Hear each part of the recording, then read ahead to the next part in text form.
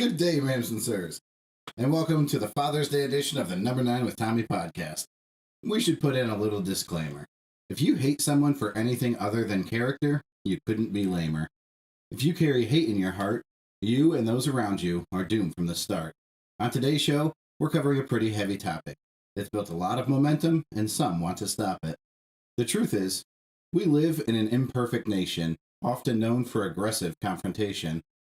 We've worn that stigma like a badge of honor in America's youth, but we're getting older as a nation, an undeniable truth. We're now facing battles that have the magnitude to conquer us entirely. America is battling American society. It's getting ugly, and the pain has become evident, and that can all be blamed on President Trump. Oh, fuck me. I fucked this whole thing up with that. We don't go back. We just keep recording. That's gonna work. We're now facing battles that have the magnitude to conquer us entirely. America is battling American society. It's getting ugly and the pain has become evident, and that can all be blamed on Trump, the country's last president. I'm obviously kidding. We've been fighting this battle since the day we were founded. Get your fucking head out of the clouds and your principles grounded. We have the constantly referenced pendulum swinging unwavered, and today we'll explain yet again, you can solve all of our problems if you just love your neighbor. Tom fucking Washington, what's been up, man? How are you? Pat, what's up? I'm super upset about that. Sorry, man. You were super excited about the intro, and then you fucked it up. Right at the pivotal point, too. Yeah, the most important part. Yeah. I'm gonna take this time to Nothing introduce. quite like ruining a climax. Am I right? So if you're watching on a live stream, which probably nobody is, but we have a special guest with us today. His name is Mr. Mcaffery. It's Tim Mcaffery's little protege, his son. It's a family affair here on the Number 9 with Tommy podcast. For Father's Day, we brought in somebody else's son.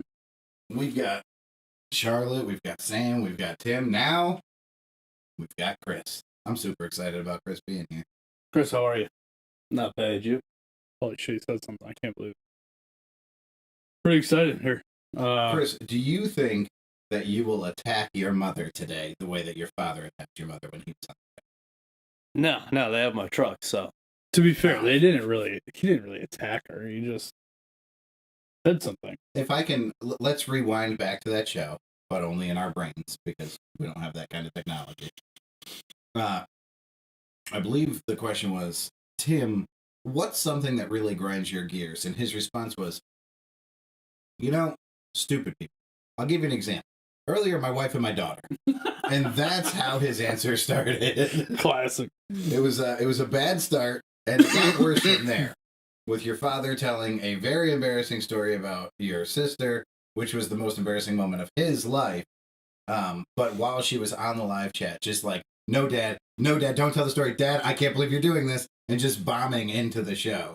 It was great. I loved it. Well, like you said, stupid people, man. No. Jesus. I don't know if you're referring to your sister and your mother or your father at this point. Definitely. Chris, I have a quick question for you. Did you see your little sister this morning? No. They were definitely awake and out of the house before me. I was just wondering if she threw up again this morning. No, not that I know of. Oh, that's good. Why is your little sister vomiting? Again, not that I know of. It's only in the morning, Pat, if you get what I mean. Oh. No, that's a little joke I've been playing on Chris's parents. Classic joke, Tom. You're telling them that their daughter's pregnant? Oh my God. I said at least she graduated high school first. And then I said I definitely would have put my money on Chris, not go somebody else. Definitely possible. Don't say that, Chris. Yeah, it is Father's Day. Chris, how many kids do you think you have that you don't know about? I'd say probably at least one. Okay, well, happy Father's Day. You've earned it. That's good. Real nice. So, Pat, we got male kinda. We got male-ish, male-adjacent. First off, Miss Elizabeth did send us mail, but then we sent some stuff to ourselves that we thought was relevant to the show. Sure did. So, well, no, I don't think I put any of those memes in. Oh, okay. Well, then. Oh, shit. Did you fuck up the intro? Oh, no, wait, that was me. What'd you do? I could show it still. I got it. I got this covered. Don't worry about it.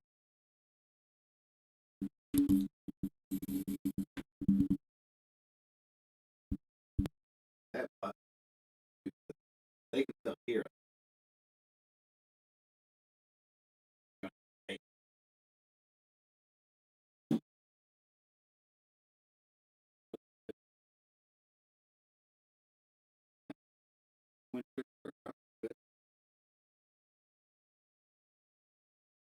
What's happening now? We're live, but the show is live on YouTube.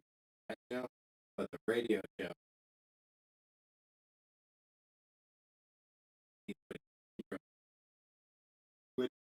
If you remember, I get.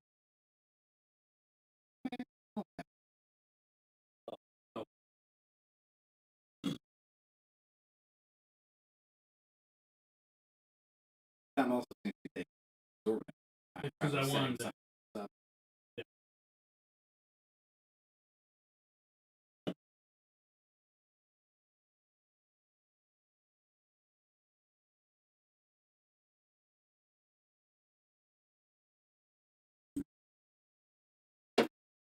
All right, Pat. So we got a couple pieces of mail, kind of, sort of. Which one do you want to do first? I would just grab the first one and go. All right. So this one came in from TV. Oh, yes. In the never-ending saga of my brother's homoerotic obsession with Mark Wahlberg, he sent us a little text message. Sure did. What did he watch before he sent us the message? To be honest, oh my god, this is gonna drive me nuts. And Tom's tablet is making a lot of dinging noises in the background of the podcast. If you guys would recall the countless times Tom has complained about my devices. To be fair, noise, I don't know how to. To be fair, I don't know how to silence this thing. Even if I turn the volume all the way down. You just silence it with the switch. Yeah, I don't have a switch on mine. I don't buy that. Well, cheap model, I see. Oh, real nice, Chris. Yeah, so you can just shut the fuck up. But just turn your volume all the way down. I may. Erica must have forgot that I'm recording a podcast and it's sending me an absorbent amount of text messages. So thanks for that. Oh, you set up your tablet to get text messages? Sure did. Why? I don't know. It just automatically linked to my shit. So okay. There we go. Whoop, there you go. Silent mode. There you go. All right, I think I figured it out. Anyway, back to what we were saying. And so distracting. Yeah. So this is. You got this pulled up? I have nothing pulled up. I have the timeline pulled up. So, he sent us a message that said, "This is someone's review of Max Payne. This person is obviously an asshole, and I am literally going to hunt them down and murder them. P.S. I heard chomping at the bit." That's an alarm. That doesn't count. Unfucking believable. P.S. I heard chomping at the bit twice today, and it ruined my day. So this is the review. So this is my brother Tony, who is now... He's just finished watching Max Payne, and he's going to read the reviews. Now, why he would read the reviews about a movie that he's seen 100 times and just watched, I don't know. But here we go. 5 out of 10 stars. The usual bad acting from Mark Wahlberg is the headline. And it says, but overall, the film was not bad, and it was a good way to kill 2 hours. I was not even aware it was based on a game, but for what it is, there are a few violent scenes, some action, and a good-looking girl usually presents on the screen, and special effects are decent. I don't understand why that got him so wound up. Is it because it headlines? I think it was the title, Usual Bad Acting from Mark Wahlberg. Well, it happens, dude. I mean, seriously, how many good movies has Mark Wahlberg done? First off, I don't think Mark Wahlberg's a bad actor, even in Max Payne.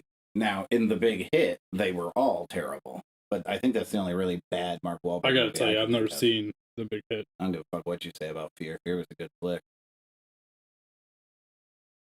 Oh, the one where... Let me in the fucking door! Yeah, it was okay.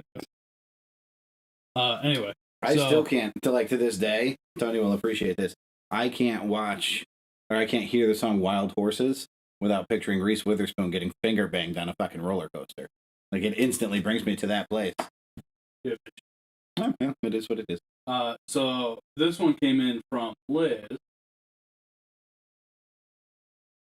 So Miss Elizabeth, an avid TikToker, sent this to me, and I was like, dude, email that to the show. That's good shit.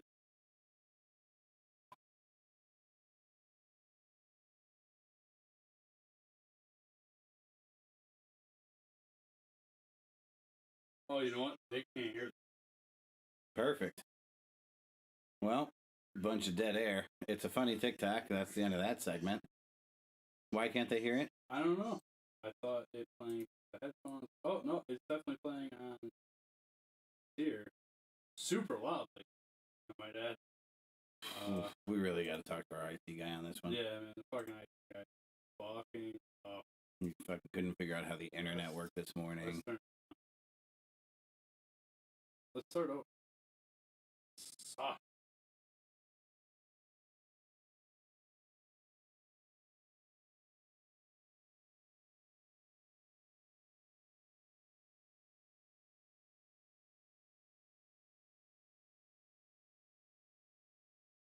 Start from the beginning.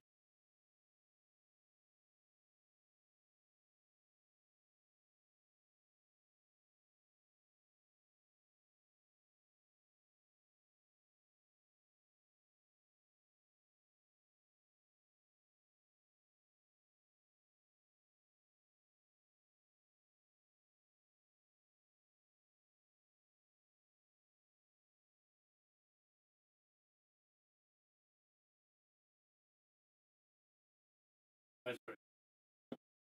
Really happy with that guy. Are you gonna clean that up at some point, or are we just gonna let this roll with like 1.5 times viewed? We're gonna let it roll. All right. These are the things that happen in everyday life. Here. We talk about the fact that motherfucker says homophobic instead of homophobic. Yeah. It took me so long to figure out what he meant. I was like, oh. So, and then since it's Father's Day, I saw this meme yesterday, and it fucking nails it. It fucking nails it. It's a good one. It's a guy on a cannon of some sort, loading something in, and I think it says needs for attention, and I'm pretty sure that's like people in general, like their need for attention. Yeah, the ammo is the need for attention. And then the next picture is the guy sitting on the cannon getting ready to fire it, and it says single mothers, and then in the back. So the person firing the ammo is single mothers, and the target. Yeah, and then the target is dad's just trying to enjoy Father's Day, and then the bottom is the guy blowing up. Yeah, yeah. I think that single mothers deserve all the credit in the world, all the love and respect and adoration in the world. And if somebody is bright enough or clever enough to wish you a happy Father's Day on Father's Day because you're doing both jobs, good for you and good for them. If not, in the famous words of a wise Tom Washington, how you doing? Keep it moving. Like, what the fuck, man? Yeah, pretty much. But yeah, so that's is that all our mail, Pat? You got anything else? That is all our mail. I will say this, that there is a gentleman that listens to the show every week. Every episode gives me awesome feedback all the time. I tell him he has to email into the show, but he wants to remain anonymous. So I told him he has an alter ego, if you will, and he just hasn't done it. So I'm really encouraging you. I think my mic's been muted this whole time. That's fantastic. Tom is a fucking cavalcade of errors today. It's rough. Man, I was so this was gonna be one of my favorite episodes, and so far it is not. So far, it is not one of my favorite episodes. This is a glaring example of how the show should not go. Yeah, pretty much. But anyway, back to what I was saying. The gentleman that I played pool with, would love for him to start writing in. He has great takes. Has never met Pat. Feels like he knows Pat because of the show. He was saying. Can you feel me, anonymous man? Can you feel me inside you? He also had a very good take the other day about the stuff we're going to talk about tonight. He sent me the video that I sent you that we're going to talk about on Wednesday. Okay. Lots of good stuff. All right. And he also said he didn't like you, Pat, which makes sense to me. Why doesn't he like me? Because you never give an opinion. If I don't have an opinion, why would I force feed somebody one? I feel like you have tons of opinions, Pat. You just don't state them. You know what my opinion is? You're wrong. There's one. Chalk that one up. Touche, sir. Touche. No, you just, all right. Moving on. I was going to end.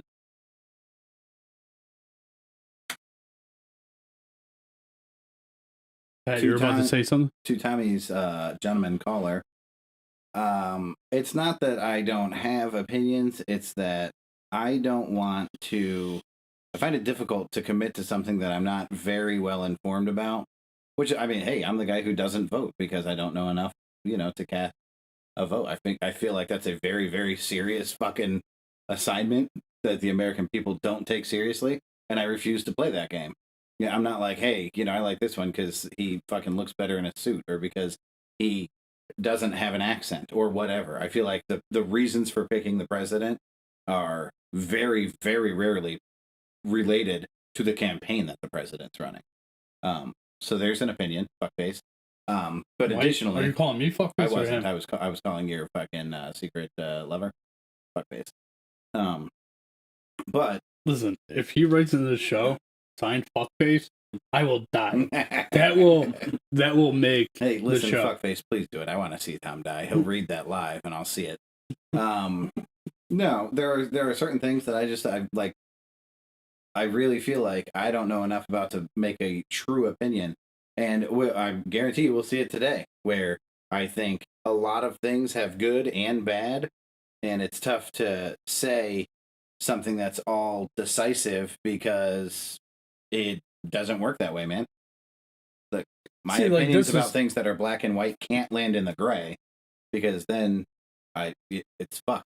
Well, you can still so I have opinions, and my opinions, even over the course of this show, have changed about certain things. Mine too. Well, hold on. I took a very strong opinion about juveniles being tried as adults. That's one that I was clear on. Yeah, but we didn't really the only things that I'm not very clear on are smushmortions. I don't know if you should be able to kill babies or not. Well, I don't have a stance on that. I just say do whatever the fuck makes you happy. I don't give a fuck. Well, that's pro-choice, man. That's your stance. Yeah, I mean, I don't care one way or another. Yeah. If they ban abortions, okay. If they don't ban abortions, okay. All right. At the end of the day, it doesn't. I think the only thing I will say is that in some way, shape, or form, the father should have some sort of say in what happens. I wholeheartedly agree that if making a baby is a two-person process, then ending a baby's life should be a two-person process, and the doctor doesn't fucking count. Fact. All right. Neither does the government, for that matter. I think we can agree on this, Pat. Is your opinion we should have less government? Absolutely. Smaller government. It's for sure. Oh, Chris Mcaffery chimes into the show. Chris finally fucking said something. Broadcasting school must have really paid off for you. Oh, yeah.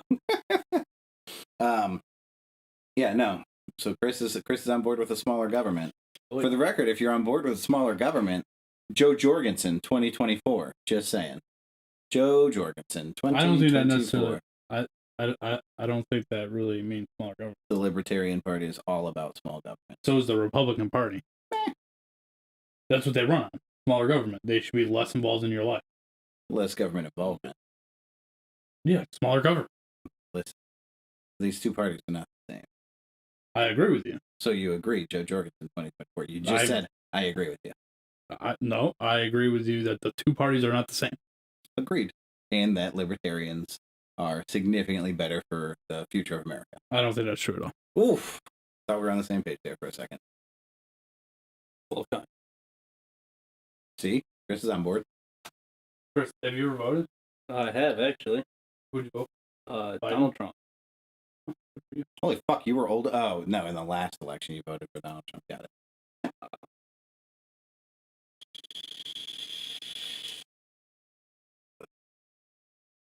You know what makes Chris look really small? Sitting in between them. Or just makes us look really bad. we're making you look small by putting you further away from the camera. It also makes me look massivo. I didn't realize that you had You asked me to do a timeline, then you didn't look at it. Yeah, to be honest with you, I didn't think that you were going to do one.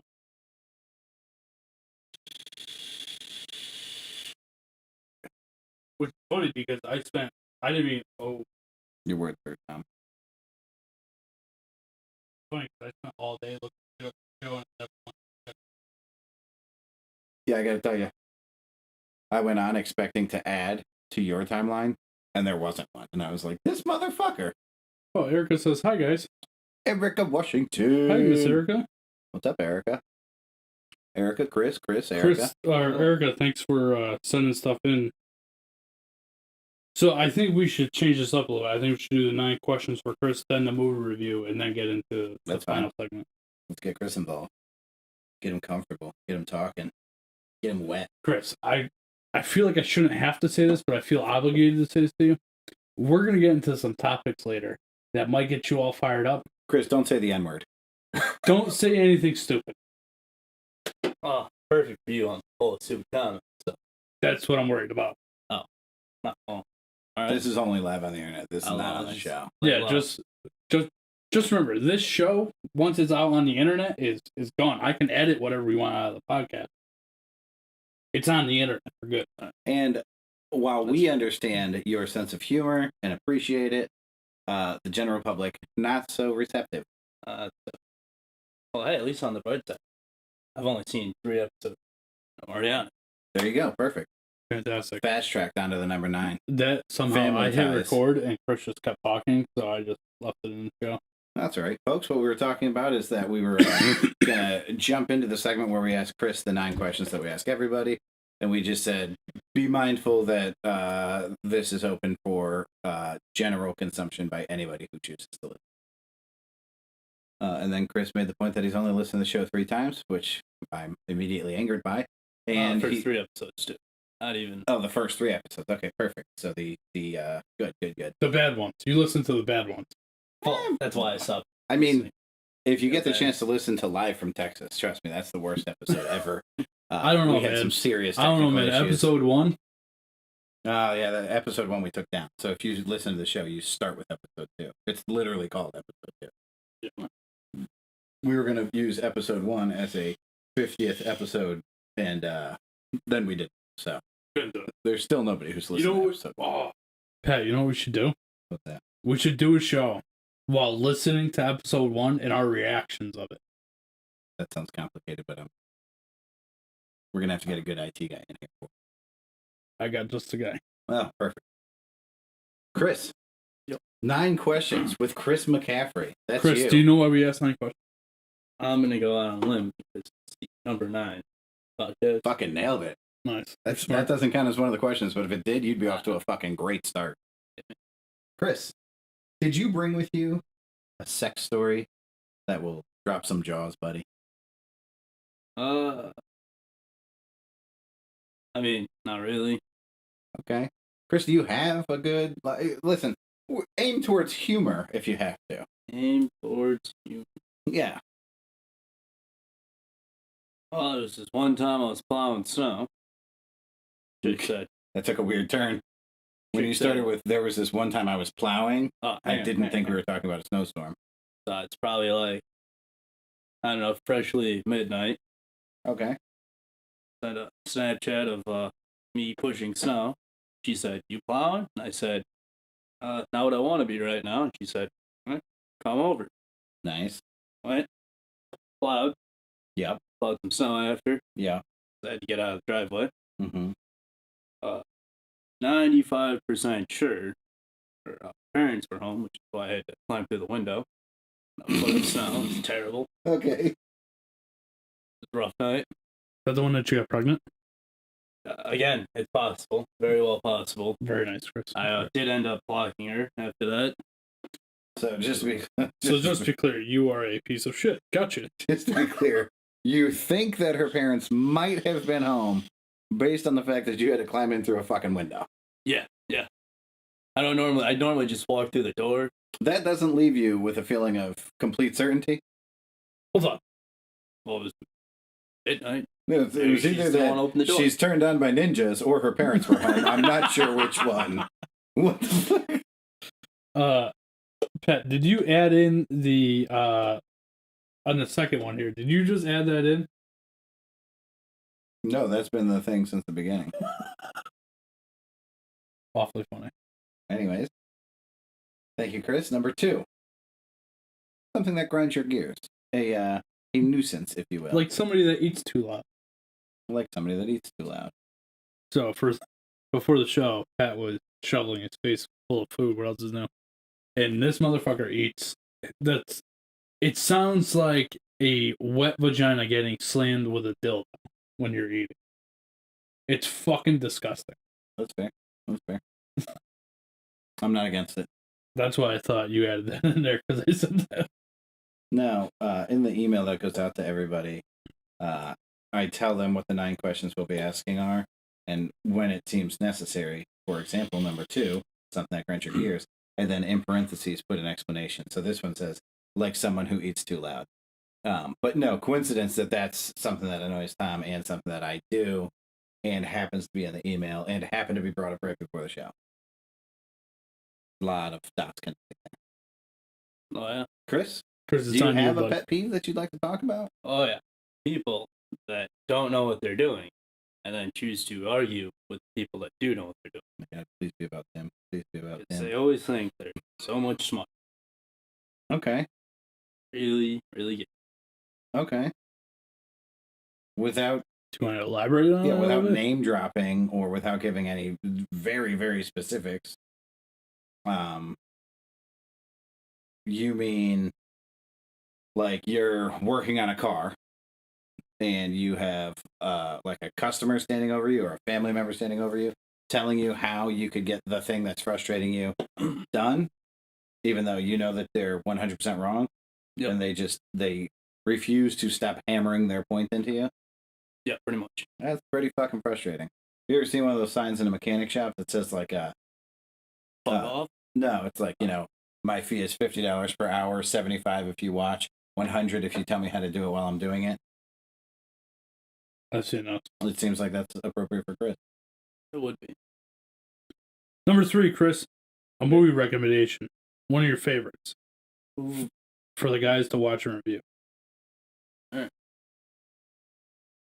You didn't read these before the fucking show, dude? You did Well, twice. it would have helped if Pat would have sent it to me more than 10 minutes before the show. In fairness, we weren't sure if Chris was coming. I didn't think you'd show. I actually opened everything up to send it to him last night and then got lost in the Instagram world. That I happens. texted you last night to make sure what time it was today. That's when I was going to send you the questions, then I got lost. Yo, by the way, my buddy, what was your nickname for him? Fuckhead? Fuck it. Fuckface. My buddy Fuckface Slap nuts. met Moody on Friday night, Okay. and he walks up to her and goes, "Are you the infamous Moody that never shows up for the show, but you can show up at the pool?" Fucking hilarious. That's awesome. Move. Chris, what's your favorite movie of all time? What's a movie like Armageddon that you just every time it's on you gotta watch it? Fucking Armageddon. You ever seen Armageddon? Can't say I have. You never. How about Days of Thunder? I know you've seen fucking Days of Thunder. With Tom Cruise, he's a race car driver. Oh yeah, definitely. Great movie, right? Yeah, Yeah, definitely good. like it. But I Hey, don't know. let me ask you, Days of Thunder or Talladega Nights? Oh, dude, he's Talladega Nights. Thank you. What the fuck? Somebody slam a gavel. They're two different types of movies. Court's One's adjourned. one's a comedy and one is a action thriller. There's more That is true. thrilling action in Talladega Nights than there is in fucking Days of Thunder. What are you The talking romantic storyline in Ricky Bobby is more believable than the story in Days of Thunder. The acting by Cal Naughton Jr. putting out Ricky Bobby's imaginary fire is better. about? Did you know than that Tom Cal Cruise in Naughton Days of Jr. Thunder. was in both of those movies? I did know that. Mostly I because I can't say I was did. somehow tricked into watching Days of Thunder thinking that it was going to be a good watch. It was a good watch. That watch was about as good as a watch you can get in Chinatown. Anyway, Chris. Seems on Chris. I don't know. I'd say I'm an avid supporter of Gone in 60 Seconds. Gone in 60 Seconds. Good fucking movie. I like it. That's when we all learned, like, Nicolas Cage does a bunch of his own driving and shit for his movies, right? That movie came out and that fact, like, floated around. Good pick. I'm just going to assume that you did not bring with you a Would You Rather. No, I don't have a Would You Rather, Chris, but I have a knock joke for you. Oh, yeah? Fuck, he's already heard it. You already ruined it. Yeah, I told Tom. All right, I got Hold on. I jumped on the work phones. I know. I started calling everybody and telling them. I did. I know. Here's one for you, Chris. Why'd the chicken cross the road? I don't know. To get to the idiot. Knock. Who's that? The chicken. Well played. All right. You got me. That's a good one. Chris, do you have a story that taught you an important message? Something with a silver lining, like, my mom told me not to wear, or my mom told me to wear my fucking helmet and elbow pads when I rode my bike. I didn't wear them. I got all banged up. I learned about wearing pads. Well, this one night I crawled through this girl's window in the middle of the night to have sex with her, and I didn't bring a condom with me. I learned now what breaking and entering and in pregnancy mean. Let's see here. Something that taught me a good lesson.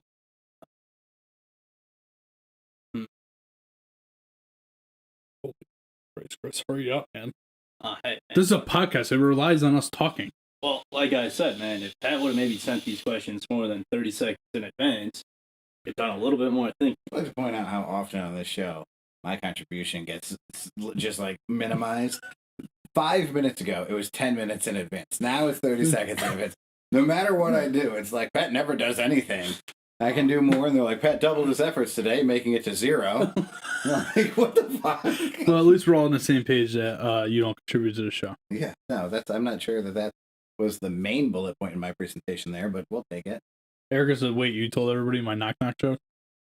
Oh, Erica, I told so many customers your knock joke, yeah, that and suck. They loved it. We had people laughing all day. Don Lindsay from the pizza place was calling people and telling them your knock joke. It was wonderful. To be fair, Erica, that is probably one of the funniest knock jokes I've ever heard. I think it's the greatest knock joke of all time. I don't know about all that, dude. Me neither. Definitely better ones out there, but Chris, pretty good. Well, I'd have to say, it's not really. Focus on The line of work I do, I don't know, taught me I'm awesome at doing everything. What caused you to learn that lesson? Like, was there, hey, I don't think I can do that, and then you tried, and you were like, fuck, I'm amazing. I can do anything. I'm surrounded by people that are convinced I can't do everything, and then when I do it anyway, That's wonderful. So, have you learned about yourself that, oh God, I just noticed that all the wires were sitting under the leg of the table. Have you noticed that you're maybe a little bit more focused and more motivated when people are rooting against you? And I don't mean rooting against you intentionally. Oh, yeah. But, like just doubt. When they're like, thinking it's not possible, and then I get done. Yeah, like a LeBron or a Gretzky. Those guys need doubters, right? They need haters. Brady.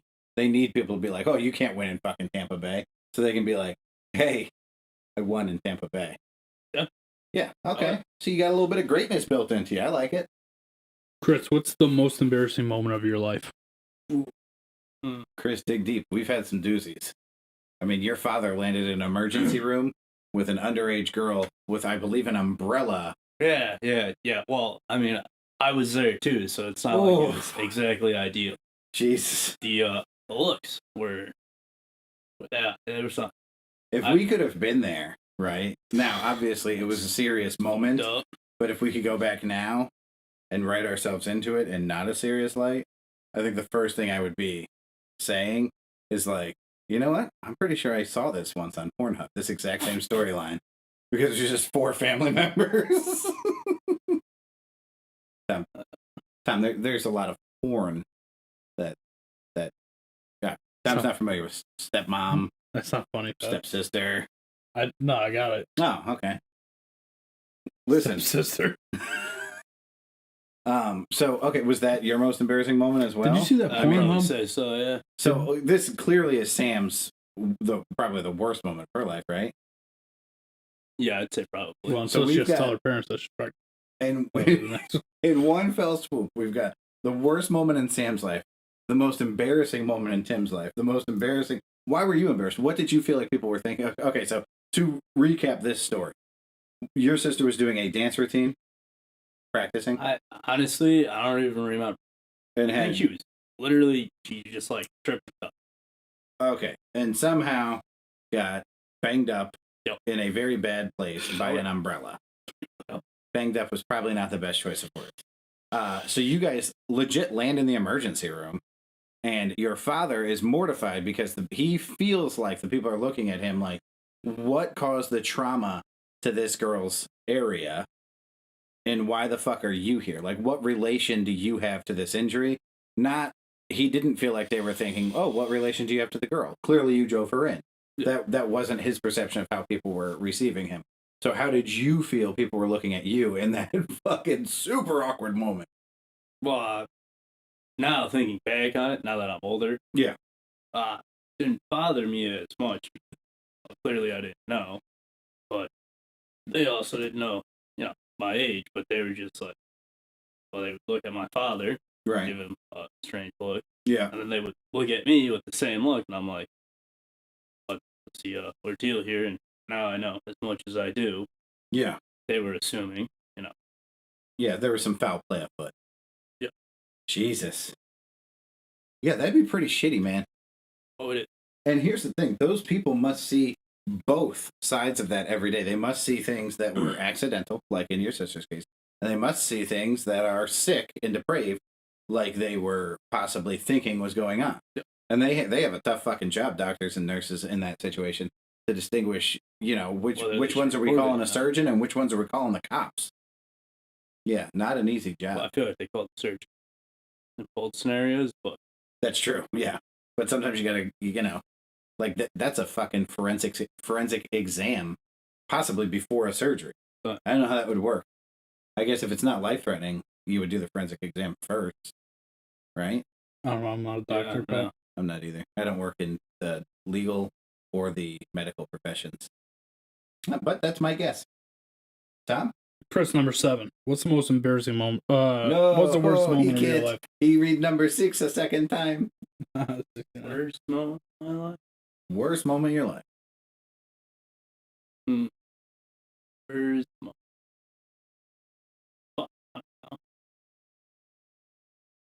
All right, Chris has had no bad moments of his life. That's not true, Yeah, Chris. let's come back up. I'm sure. Okay, but I think get the wheels turning.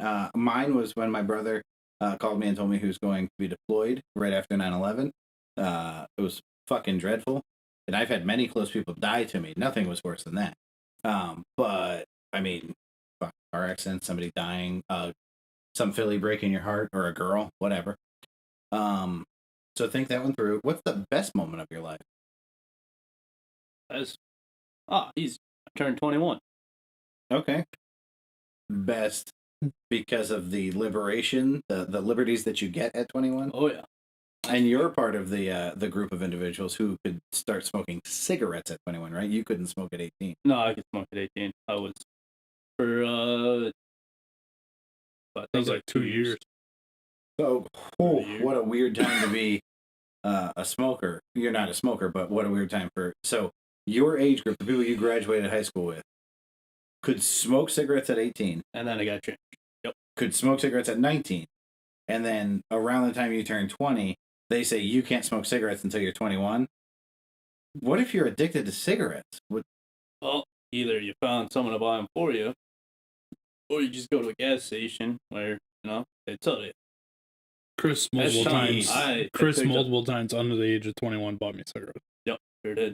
Okay. Well, You're Tom, a gas station down the street. Tom is encouraging you to break the law. That's unfortunate. I do it every day. Chris, number 9. A time that you helped someone or helped someone help you that had a big impact. What? I got this. Chris, Chris, a time that you helped someone or someone helped you that had a big impact on your life. Good. I feel like there should be some commas in there. Where would you put a comma? Because there's one. There's one missing. someone or someone Yeah, helped it's you after you. That is correct. So, but not necessarily an impact on your life. What if you did something to help someone else? I pulled over the side of the road, changed the tire, whatever. Has there been a really pivotal moment for you or somebody because of you, where just kindness prevailed? There was one time did help this lawn chick out on the side of the road, but I didn't get much out of it. But I still felt like a great person. Okay, sure. What was wrong? Did she have car trouble? Yeah, she had a flat tire. Yeah, you sneak changed through it her for her? window to change it. Yeah. Tom, Chris, if you had to go in the backseat of her car and fuck her to fix the tire, this is not what we're talking about. No, didn't have. Well, wanted to do that, but Okay, didn't end up happening. so you step over out of the kindness of your heart to help this girl broken down on the side of the road with a flat tire, and then you realize she's a super hottie, or did you realize? Oh no! I stopped because she won. That's amazing. You think I would just stop if That's she was fair. Yeah, I mean, if you saw the car pulled over, you could have pulled up behind it. So you stopped after realizing that she was bangable. Oh yeah, I turned around. I like it. Yeah, you that's you smart. should put a bumper, like a sticker in the back window, or a bumper sticker that says, "If you're pulled over and I didn't stop, you're ugly." I like that. Yes, we should. I'm definitely gonna Dude, get coming this soon made to up. the Number 9 with Tommy show, our Number 9 with Tommy podcast.com merch store. Those bumper stickers. Nice. I'm making those I'll buy bumper one. stickers. Unless I can get one for free, buy one. Pretty good. Can't wait. Chris, going backward now to question number 7. The worst moment in your life. You have a pet die? Yeah, I've had a few of those die. It's kind of life, Was that hard on you? I'm sure at the time it was, but I'm now sure. I understand life. So I'm sure Tommy's going to explain to you that when my cat died, I threw it in the dumpster. you've That actually is not explained how that it story to me. worked. It's That's exactly how it Kinda works. You put it in the freezer first to freeze it, and then threw it in the dumpster. I put it in the freezer to preserve it. You piece yeah. of Didn't shit. you do that because Were you you were a selling fucking your house or taxidermist? something? Yeah. What are you trying to be a taxidermist? I seriously considered getting that cat taxidermied. I swear to God, I was gonna get Frank mounted. It had no fur. Well, that was a big portion of why I didn't do it, because he was in such bad fucking health there. Yeah, you just let him die. You just let I him. didn't let him die. He just asshole. died from the fucking inside out, Well, that's true. He did die from the inside and out. you just let it happen. Never took him to a vet until it was too late. Tom, do you know how expensive the vet is? You're a fucking horrible person. Yeah, do you know how expensive it is to kill your pet? 99 cents. No, if you cry enough, they don't charge you. Trust me. Really? Yeah. Oh, You well, should you know, try it's- working on looking like a man but crying like a baby. It's very effective. Oh, fake tears over here. Fake Oh, I tears. assure you, those were not fake tears, sir. Frank broke my heart. Pat, remind me of this But you threw him conversation. away. I placed him in the receptacle so that I could go retrieve him later, and I forgot. Pat, Oh, remind me of this when we get further into the main topic of today's show. Hey, you expect him to Remind you remember? of the dead cat? Remind me of you crying your way out. First off, I didn't cry my way. Okay, I'd like to be clear. I was crying because I was upset. Just The rest of the people in my life at the moment, the doctors, the nurses, the vets, the vet techs, whatever, they made the decision to make this free for me. I wasn't like, oh, I'm really sad, but also, if you could knock a couple bucks off, that'd be great. I did you not. know what you were doing. I did not preface or prompt this at all. You knew what you were. That is untrue. You were like, oh, they won't charge me if I cry like a bitch. But no, just remind me of this because there's something related to one of our videos. Okay. That I didn't clip, but I wanna have out there. Okay. Well, Tom, we're 42 minutes in to a Yep. podcast. Let's bring out this where movie review. We have not brought up. We have 2 things left. We have a movie review, and we have the meat and potatoes of the show. We haven't even gotten to the fun part yet. So let's move into this movie review. Real We've quick. made promises that we need to keep to you, All number right. niners.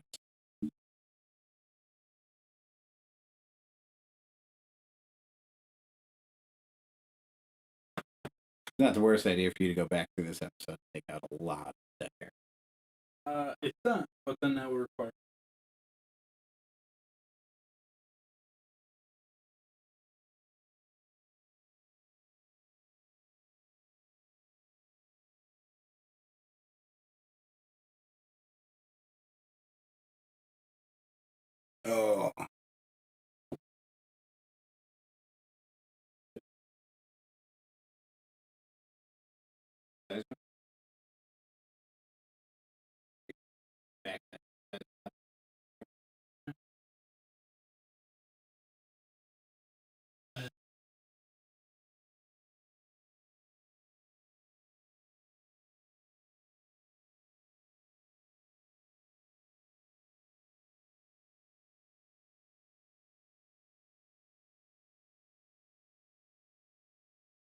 All right, Pat, let's hear your movie.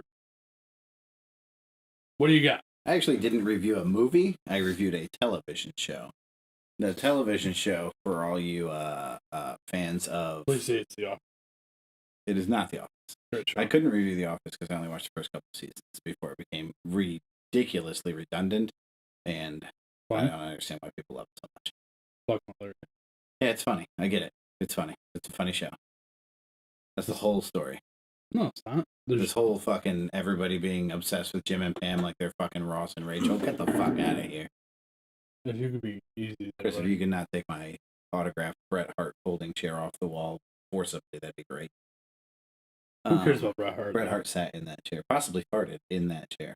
I'm just saying. I don't know what he had for lunch that day. He's definitely out of shape. When he got it, he probably couldn't speak. They probably part a lot. He could speak fine. He was definitely out of shape. He could speak fine. So that's just something that happened recently where he can't get out of full He had sentence. several strokes. Does that count? After he signed your chair? Yeah.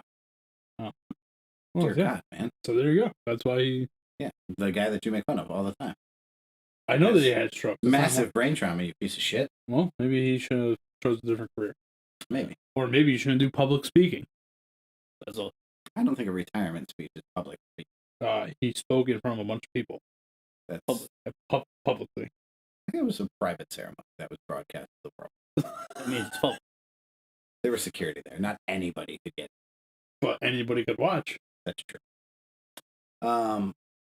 So the show just wrapped its first season, possibly the series. I don't really know how that worked out. The show is called Cruel Summer. Big shocker here. It's like a teenage drama show. Which, You loved it, didn't you? Yeah, I also watched Riverdale. Like, I don't... 90210. Fucking Varsity Blues was amazing. All those high school football shits that I watch are amazing. Like, I don't mind the high school drama field. Have you been watching All American? I have not, but I will. Because, I don't again, think you should. high school football. So Cruel Summer is about... I'm going to try to do this in a way without boring the shit out of everybody, but basically... I'm sorry, were you done? Sorry, okay. Girl 1 gets abducted by the high school principal. And she's a missing person. So she's been kidnapped. Girl 2 basically becomes popular while Girl 1 is under the rule of the principal? Yeah, the thumb of the principal.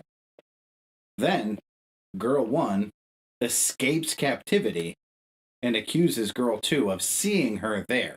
Like, you fucking knew I was there. She says it on a television show, kind of like an Oprah show, like on national television. Like, you fucking knew that I was there and you didn't save me. And that's what the show's about, because the Girl 2 says, like, no fucking way could I have possibly known that you were there. I didn't see you. I didn't know. So the whole show is the whole thing takes place in 3 years. So it's 93, 94, 95 are the years. And the show jumps back and forth between which timeline they're following. But it's really 2 storylines with 3 separate timelines. It's really cool how they did it, because I've never seen a show do it like that. And they use different, like, camera styles for each. So, like, the middle one, the 94, is black and white. So you know, okay, that's 1994. And you kind of know where you're at. In 93, they look so young because these are teenagers, so they mature so much. So in 93, it's in color, but in 95, it's in color, and they're completely different because they've aged the 2 years. But it's a really compelling show. Like, it keeps you really curious. You're rooting for girl number 2 to be telling the truth, obviously, because if girl number 1's lying, like, cool, because that means, like, she's still kidnapped, but that means girl number 2 is not a huge piece of shit. Girl number 2's lying, then not only did somebody get kidnapped, but she's also a giant piece of shit for not saying anything. So the whole time you're kind of rooting for her to not be a piece of shit. In the season finale, Let me ask you, does she end up being a piece of shit? Well, the season finale takes multiple turns that you're like, wow, that was not one of the 2 options, right? Because, like, here it is. You got 2 options. Either she saw her or she didn't, right? That's the whole fucking show, is you either saw her or you didn't. And then when the season finale plays, you're like, wow, that scenario right there, that outcome, was not one of the 2 options. And holy fuck, I never in a million years could have seen that coming. It was fucking awesome. Good fucking strong finish, and I love a good strong finish. I'm guessing girl number 2 was under the influence as well. Saw her there, but didn't really know that she was there because she was incapacitated at some point, because obviously she was at the principal's house as well. So they both realized that they both got kidnapped, but one of them got let go. Based on what I've told you, that's a great guess. It's completely off. But based on the limited knowledge you have through my my rating there, yeah, that was good. Well, Pat, I'm going to watch this show. I don't know when, because I'm not really into teeny boppers yet. But when I do... It's not only is it teeny bopper shit, but it's also teenage drama. So you're really not going to like it. Yeah. But more importantly, like, I can't wait... popular while I was kidnapped. Pretty much. I can't wait to get on the show, review it, and spoil it. Don't be a piece of shit. I'm going to do it. I'm going to do it. Honestly, by the way, for any of you... I just want to know what happened. Doesn't matter. Right? Spoil it. It's exciting. Say it right now. I'm not going to do that. Terrible. I wish you would. I will not. I would say hours. I will say, anybody who's into, even like, listen, fucking Harry Potter's all teenage shit. Like, I've never seen one movie of Harry Potter. Well, they're good. I will say they're good. They are not what people make them out to be. There shouldn't be a whole thing inside Universal Studios dedicated to Harry Potter. Sure, I mean it's a separate imaginary world. 9 3/4, baby. And for you to have like a big Erica said that she'll watch it with me. The show. No. For you to have a big dedicated loyal following, that's sweet. But like there are like some hardcore Harry Potter fans out there. I know several hardcore Harry Potter fans who are just fuming right now at even hearing these words. But whatever, abracadabra, fuck off. Abracadabra, fuck off.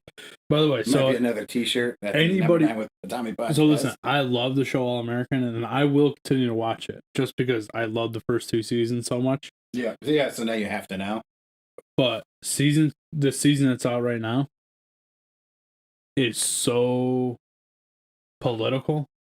Oh, really? Listen, the whole reason I started watching the show is because it's based on a true story, right? It's based on a true story of a guy that came up in, I believe they live in Crenshaw, and worked his way to the NFL. Yeah. You know what I mean? And overcame adversity and all that. It's a great story. Yeah.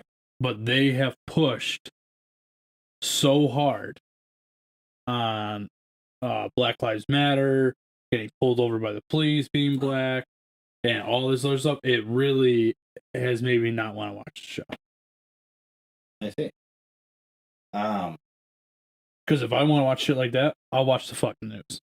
We've had this conversation 100 times. We understand the I guess the inner workings of the brain enough to know that if we put danger, and that's what that is, right? Driving while black, DWB, driving while black, creates a certain level of danger. If we keep putting that out there as this horrific experience on television, people will be drawn to seeing.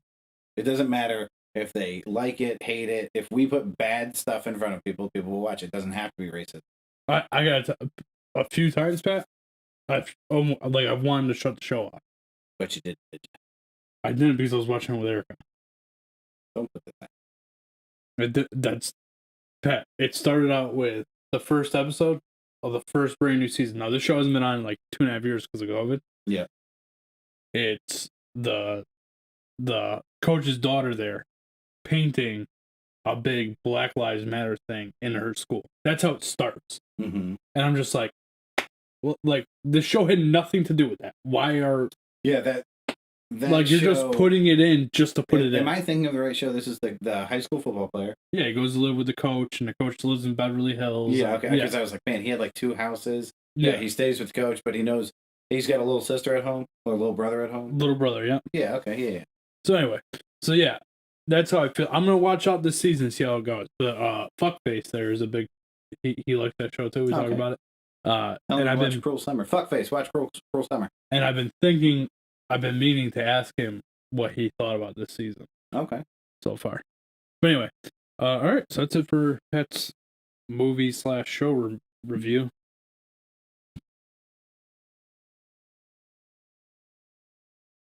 I like that Tom made air quote, but nobody can see. It's true. The live stream, yeah. My wife was watching. She's the only one watching.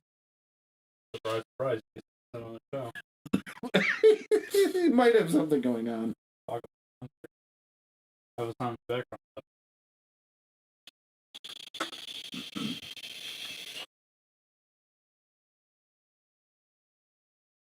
Oh, that was fuck. What you put in? I opened up. Nailed.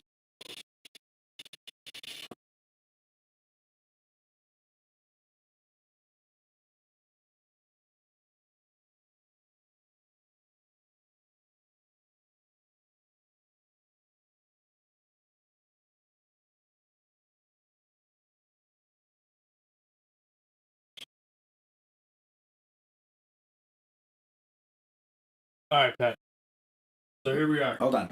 Before we get into the meat and potatoes, which I promise is less than 3 minutes away, I'd like to take time, say Happy Father's Day to all the fathers out there, but also, we're not going to say who, because there's a lot of weird things with weird people, so we're not going to approach any specifics, but there's a very special girl who deserves a happy birthday today, so happy birthday to that little girl. Oh, yeah, I got you. Yeah, happy Father's Day to everybody out there. Are you not going to agree with my happy birthday? Happy birthday to the girl. Yeah, there you go. You got weird. I wasn't invited, so. You were invited. Bert. Chris, you ever watch the show Friends? Nope. Yes, that's. I didn't know what it was from, but I remember. It's so Joey and Chandler came up with the idea of having a code. And when they came up with the idea, Joey, for whatever reason, was like, well, just use the word Bert. So it was a code for when they were in danger, like when there was trouble afoot. Yeah, like when they had to leave. And at the same time, Monica is giving a tour of their apartment, Chandler and Monica's apartment, to a girl who's making the decision as to whether or not Chandler and Monica should be able to adopt a baby. Yep. And when they walk out, Joey immediately realizes that it's a girl that he's banged and never called back. So Monica and the girl walk out, and Joey just looks at Chandler and he's like, Bert, Bert, Bert. And I say that all the fucking time now, but nobody gets the fucking reference. I don't even, that to me was one of the funniest parts of the entire show. Well, I'm sure if I watched the show, I would. Yeah, it was funny. All right, so here we are. So Pat and I promised that we would do some research into critical race theory. Homework. Chris, do you know what critical race theory is? No. Chris, a week ago, neither did we. Chris, I'm going to start off by saying this. You went to school. Oh, yeah. Okay. Nailed it. You were taught about American history, correct? I want to say there's probably a portion on it, but I slept most classes. So. Well, that's good. You were taught about America's history with slavery and all that stuff. Oh, yeah. And the bad things that America had done. I don't know if they were necessarily bad, but they weren't bad, yes. Well, they were definitely bad, Chris. Bad things that Americans did. But given the time, it was what was the norm, right? So I said no, not necessarily bad. Oh, I got another thing for this too that I saw yesterday when I was looking at all this shit. So Pat, you have a lot of things here that color coded. Oh, Tom, mine's color coded. Yeah, I see that. You're looking at it. Oh, you do have it color coded. Yeah, it's just because I have the black background on my thing. So I'm not sure how the color code works, but how should we start this off? Should we start off by showing my 2 videos, or do you want to do this and then we'll show our videos and give our takes? Boy, your 2 videos are pretty long. The guy with the yellow shirt's gonna be a long video. No, it's 2.5 minutes. All right. So what's and the other video? one is the other one's actually longer. It's 5 minutes. What the fuck is that one? The second one I showed you that your face hit the fucking floor on, with the sketch at the end. Oh. Well, let's do the first one. No, you know what? Let's talk about. Okay, let's break down what critical race theory is. Okay. So a little bit of background. In September 2020, President Trump issued an executive order excluding from federal contracts any diversity and inclusion training interpreted as containing divisive concepts, race or sex stereotyping, and race or sex scapegoating. Among the content considered divisive is this thing called critical race theory. In response to that, the African American Policy Forum, led by this guy, I'm going to say Kimberly Crenshaw, launched, that actually, I've thought this was a guy the entire time. That could be a girl, and that could be Kimberly Crenshaw. Somebody. Yep. Named Kim. They launched the hashtag Truth Be Told campaign to expose the harm that the order poses. Reports indicate that over 300 diversity and inclusion trainings have been canceled as a result of the order, and over 120 civil rights organizations and allies signed a letter condemning the executive order. The NAACP, Legal Defense and Educational Fund, Inc., the National Urban League, and the National Fair Housing Alliance filed a federal lawsuit alleging that the executive order violates the guarantees of free speech, equal protection, and due process. So what exactly is critical race theory? Why is it under attack? So, critical race theory, as told by people involved in critical race theory, that's what I'm going off of. Critical race theory is not a diversity and inclusion training, but a practice of interrogating the role of race and racism in society that emerged in the legal academy and spread to other fields of scholarship. So, they're saying systemic racism comes from law, right? It's in the legal academy. It's in the way we are told to live our lives. And it has now spread to other parts of American society. Crenshaw, who coined the term critical race theory, notes that CRT is not a noun, but a verb. I'm going to take a pause right here. A noun is a person, place, or thing. A verb is an action. So here's the thing, because I'm going to go back and forth in this. Fuckface is going to be real happy about how I don't take a hard line. A noun is a person, place, or thing. This is a theory. It is, in fact, a noun. Are we all on the same page? Sure. This guy's like, it's not a noun, it's a verb. Nope. Putting critical race theory into action would be a verb. But that's not what he's saying. So, he says it can't be confined to a static and narrow definition, but it is considered to be an evolving and malleable practice. It critiques how the social construction of race and institutionalized racism perpetuate the racial caste system that relegates people of color to the bottom tiers. Critical race theory also recognizes that race intersects with other identities, including sexuality, gender identity, and others. I'm going to take another pause. Critical race theory. Critical race theory then dives into sexuality and gender identity. That's what I'm saying. Those have nothing to do with race. So now we've got a noun that is about race, but is all-encompassing everything that we want covered under this agenda. Critical race theory recognizes that racism is not a bygone relic of the past. Instead, it acknowledges that the legacy of slavery, segregation, and the imposition of second-class citizenship on Black Americans and other people of color continue to permeate the social fabric of this nation. I don't disagree with that. I absolutely think that racism still exists, and I think that some citizens, even if they're not directly treated as second class, are looked at as second class. I think that is a valuable point. So I don't agree with that, but okay. Now, I'm going to continue with what critical race theory is before we watch a video. You good with that? Yeah. Okay. Recognition that race is not biologically real, but is socially constructed and socially significant. It recognizes that science, as demonstrated in the Human Genome Project, refutes the idea of biological racial differences. According to the scholars Richard Delgado and Jean Stefanchik, race is the product of social thought and is not connected to biological reality. Acknowledgement that racism is a formal feature of society and is embedded within the systems and institutions like the legal system that replicate racial inequality. This dismisses the idea that racism incidents are aberrations, but instead are manifestations of structural and systemic racism. I don't think that anybody with a sound working brain can dispute anything that's in that paragraph. Here's why.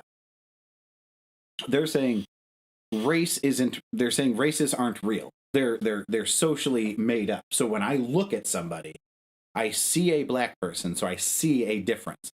But the truth is there's not a difference. We're biologically made up the same. Black people, we've talked about this, through evolution, black people are black to protect them from the sun.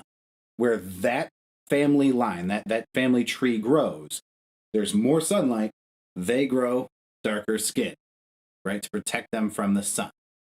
Are you with me? Yeah. I'm sure, though I couldn't give you the examples, that's why all stereotypes about physical characteristics are going to happen. You know, the Asians with flat faces or Asians with squinty eyes, the different colors of skin. The way I look at it is like we're like a this is the way I look at it is like dogs, right? Dogs are all four-legged animals, right? But they all look different. Sure. Right? Or apples. Yeah. There's just different not species, but breeds. There's See, I think they're trying to say there's not different breeds.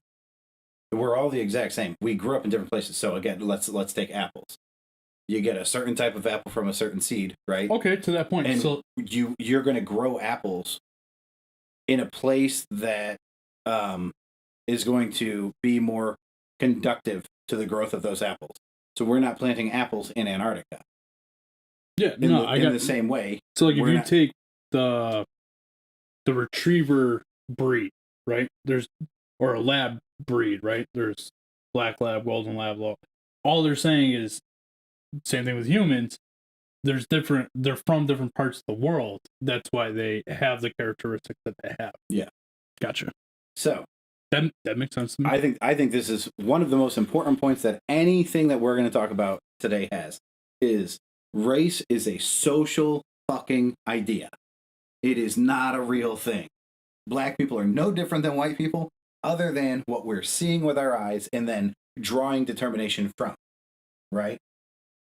Now they're saying that this whole idea is tied to systems and institutions like the legal system, and that it's not a coincidence, right? Racism continues to exist because it's embedded in us, which I know you're not all for systemic racism, but we're going to take the simplest thing that we do, and that's speech, right? So and I think we've talked about this on the show. Chris, what does it mean to whitewash something? Do you know? No. Like cover up imperfections, right? Like a whitewash fence, or a white lie. It's not really a lie, right? It's kind of like it's a no harm, no foul. It was a little white lie. But the black sheep of a family, that's the outcast, right? Or to blackball or blacklist somebody, that's to make sure that they're ostracized. So it is embedded in everything that we do, starting with the fucking words that we speak. Tommy? You unmuted. I just assumed you had thoughts. No, I just want to make sure I didn't forget to unmute. Ah, okay.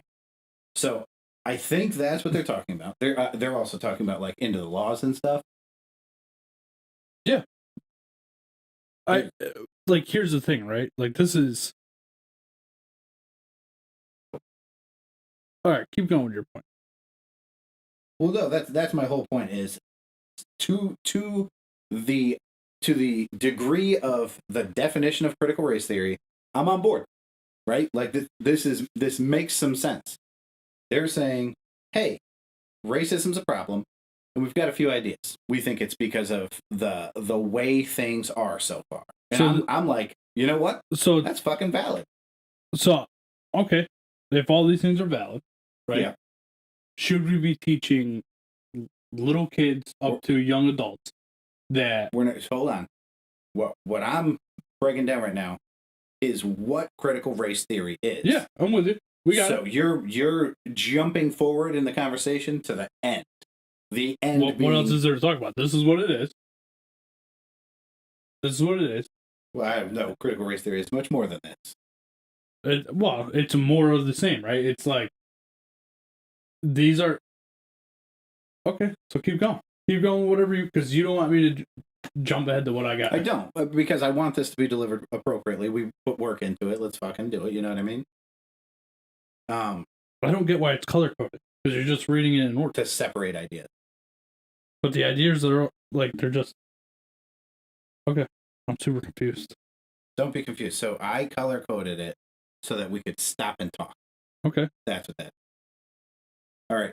The rejection of popular understandings about racism, such as arguments that confine racism to a few bad apples. Critical race theory recognizes that racism is codified in law, embedded in structures, and woven into public policy. Critical race theory rejects claims of meritocracy or colorblindness. Critical race theory recognizes that it is the systemic nature of racism that bears primary responsibility for reproducing racial inequality. So now we're going to run into some issues, right? Let's start with the rejection of the few bad apples theory. I'm on board. Every time, a cop kills a black person and it was outwardly racist. Let's not talk about the ones that are debatable. The George Floyd thing. When somebody says, well, that was just a bad cop. That was one bad apple. Okay. But you can't even have but that wasn't racial. But that wasn't racially motivated. The George Floyd thing? Yeah, nowhere's in that entire trial did it come up that it was racially motivated. What do you think is motivational? He was an asshole. Well, I don't think he didn't kill anybody else. I don't know, Pat. But that's the problem, is that people jump to the conclusion because it was a white cop and a black guy that automatically he was a racist. Nowhere's in the entire trial did anybody say that he was racist or it was racially motivated. So you don't think that there are problems with racism? I didn't say that. But you used George Floyd as one example, yeah. But that wasn't a racially motivated thing. Okay. Well, then take any of the plethora of racially motivated things. What they're saying is we cannot continue using the excuse in whatever field, whether it be the workplace or law or whatever. We can't keep saying, hey, that's just a bad apple in a group of good apples, because the counterpoint to that is very easy. What about all the good apples that are letting it happen? That immediately means they're all bad apples, right? If you see something, say something. If you don't, then you're just as guilty as the person fucking doing it. Okay. Okay. So then, though, we talk about how critical race theory rejects claims of meritocracy or colorblindness. So now they're saying you cannot claim to be colorblind, right? Tom, that's not possible. You can't say, I don't see color. Well, why not? Because in your first fucking point, in the definition of critical race theory, it says race is simply an observation, right? We are born the exact fucking same. We all came from different places, which is why we look a little bit different. But I'm not allowed to accept that. I'm not allowed to say, I agree. Because if I agree, then inherently I'm saying, well, then I'm colorblind. I don't see the difference between a black person and a white person. Well, no, I can't, because that your critical race theory says I can't possibly be colorblind, even though it also says I can't possibly say that there's a difference between a white person and a black person. So now we're running into some serious fucking issues because I feel personally attacked for no reason about this, right? So critical race theory does not define racism in the traditional manner as solely the consequence of discrete, irrational bad acts perpetrated by individuals, but is usually the unintended but often foreseeable consequence of choices. It exposes the ways that racism is often cloaked in terminology regarding mainstream, normal, or traditional values, or neutral policies, principles, and practices. I'm not going to break this down. We're going to get into this a little bit more. But what they're saying is that the government, we'll say, I'll use that term loosely, continues to push racist ideas by saying these are neutral ideas. This is beneficial to everybody. And when they say everybody, they really mean white people. Okay? We're going to get into that very heavily.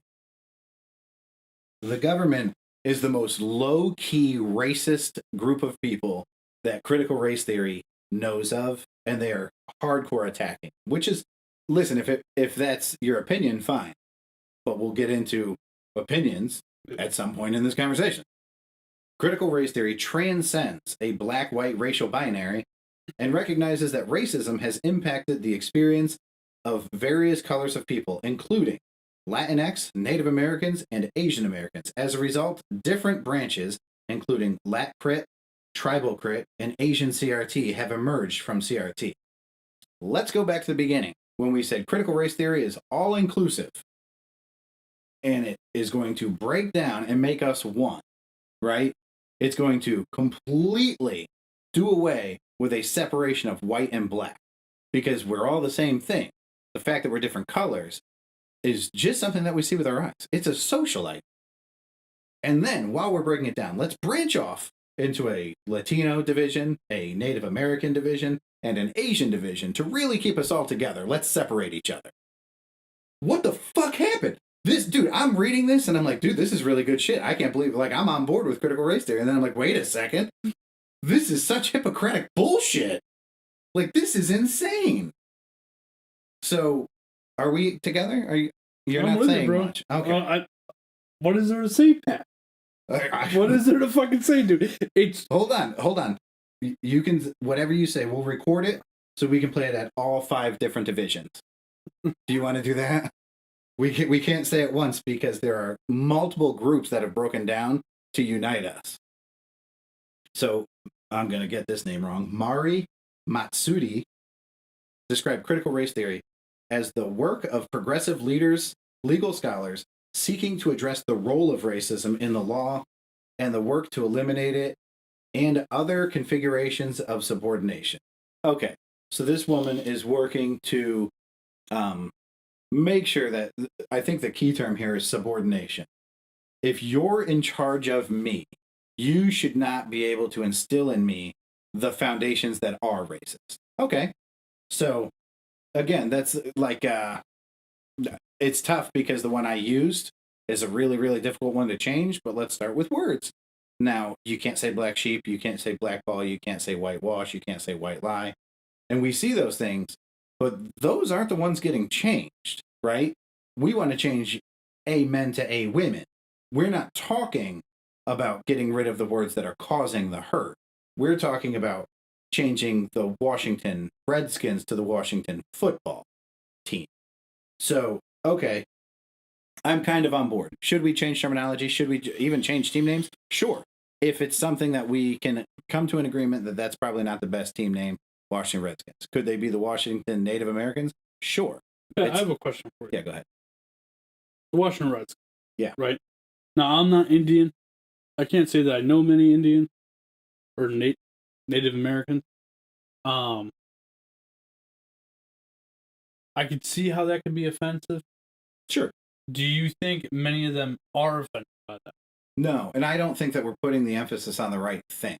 Because let me ask you, if there was a team called the Carolina Panthers, right? If they were the Carolina Black Panthers, since their logo is black, it would make sense. They are, in fact, black, yes. Yeah. Do you think that they would have to change their name? I do. Even though that's not even... I think that now they would have to change. I don't think that they would have been the first ones to change. I think that would be that pendulum that we always talk about, that pendulum swinging back and saying, well, if we can't have the Redskins, then you can't have the Black Panthers. Pat, do you want to know how I feel about this? Here's the thing. What's offensive about the Washington Redskins? It's not the name, because that's a term that we actually use, you know. What it is this image, this cartoon Native American, and it's the fans dressing up as Native Americans. That's what's really getting people's goat. And why would that upset them? Like, that's encouraging that heritage. Well, not only that, but it's celebrating that heritage. It's showing something in a way that's not meant to be offensive to begin with. No Washington Redskin fan wakes up in the morning and is like, I can't fucking wait to tailgate in that racist costume today. Oh my God, they're going to be so mad at me. Like, that's not what it's about, man. It's like, about celebrating that culture. Honey, get my hateful headdress. I'm ready. Yeah. But that's not what they're doing, man. Here's my thing, right? The more and more you keep going on about, like, we're reading this and I'm getting irritated. I don't think, like, it's very easy, right? If we just don't talk about, like, if we stop making it such a center point and we just, I don't want to say don't talk about it, right? because obviously there are some issues that Tom, needed. while our paths will take, while our journeys will take different paths, we're going to land in the same destination. I promise you. I'm sure we will. We need to talk about it, right? These are important things that we need to talk about. Agreed. But they're trying to overcorrect an issue, and because they're overcorrecting it, they're going to spin out of fucking control. This is the pendulum. I can't express how often we see this fucking pendulum in our society. No question, whites mistreated black, right? Yes. So then the pendulum has to swing because we can't fucking be in the middle, right? So now they're going to take this very far swing and say that critical race theory needs to be taught to every person, male, female, or any of the other 63 genders. They're going to teach everybody that whites are hateful and it's the government and the government is bad. I got news for you. How many times have we seen, and especially lately in the coronavirus days, have we seen a sheriff go, we're not fucking doing that here. We're not going to mandate that to happen here. So we see good people stand up and do the right thing very often. And we're saying that we need to teach everybody that the government is forcing these bad things. It's the government's fault. I'm not on board with that. Because if it's the government's fault, guess who picked them? Yeah. You fucking morons. Yeah. We fucking hand select our government. Facts.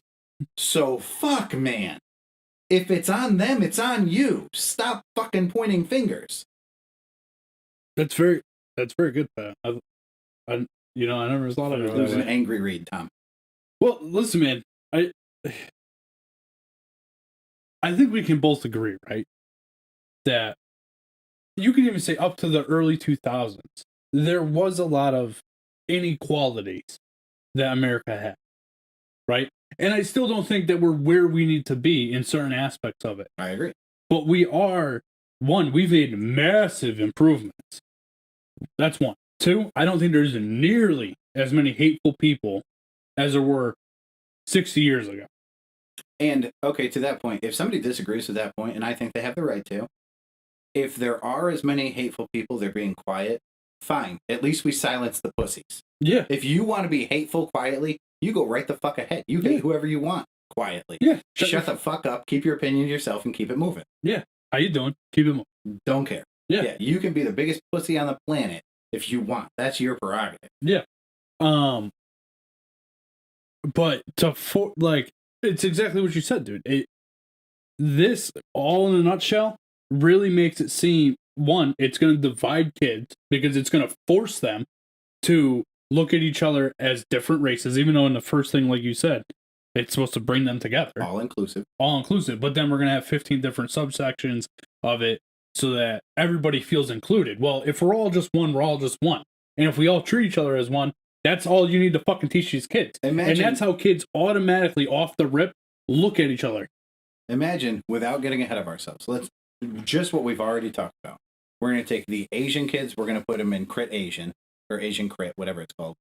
We're going to take the Latino kids and put them in Lat Crit, okay? And then we're going to put the black kids into CRT. And then they hit the lunchroom, right? So now all these kids just learned all these facts. And they get to the lunch table, and they go, man, I didn't realize how outwardly racist people were towards Asians. Like, right? The Asian kid sitting there talking about how bad the Asians had. And the black kid's like, that's nothing, man. You should have learned what we learned about how the blacks were treated. And the Latin kid's like, whoa, they're saying we steal people's jobs and shit. All you've done is create more fucking division. Yeah. Why not put these kids in the same fucking class if you're going to teach them? And that's if you're going to teach them. You got to teach them the same fucking thing. Stop dividing these kids. You're going to create fist fights at best. At best, some kids will get punched in the face over this. Yeah. It's all right. Where you got to go? There's a lot here, but there is.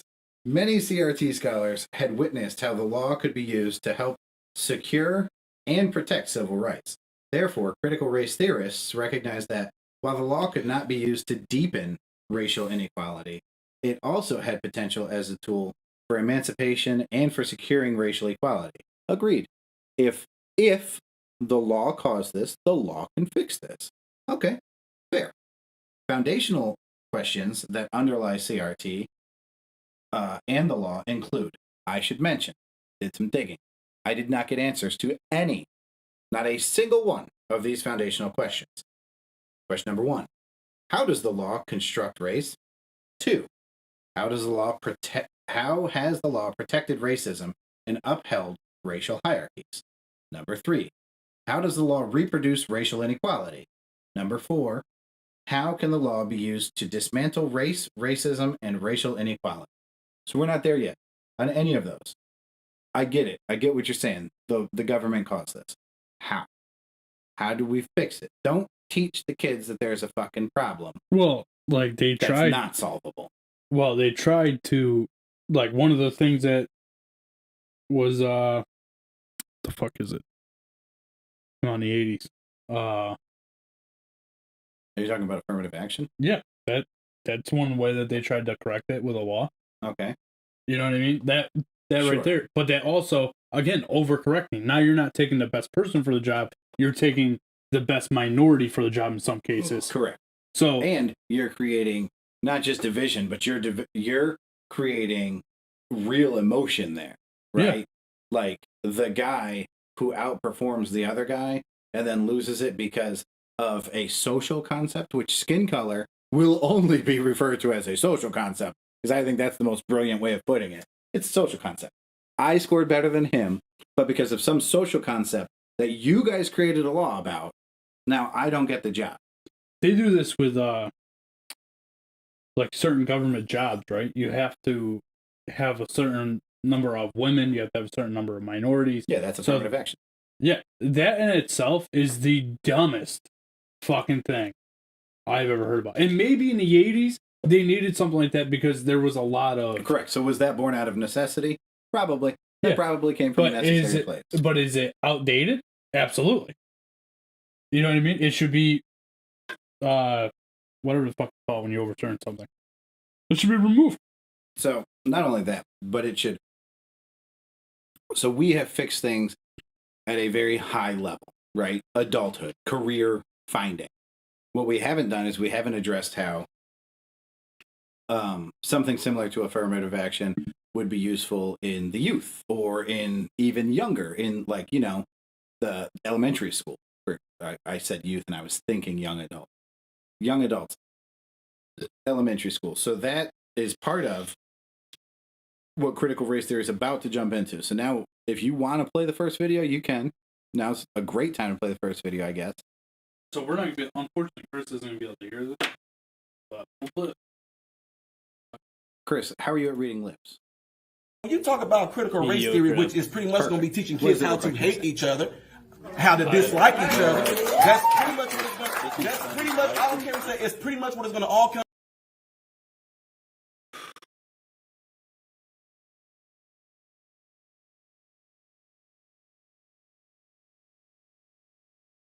Well, fuck me, run fast.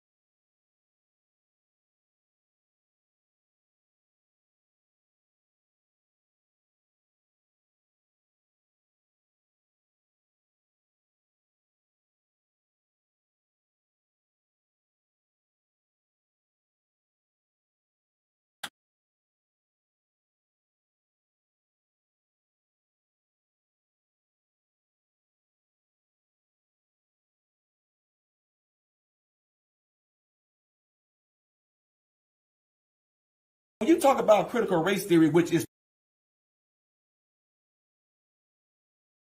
pretty much going to be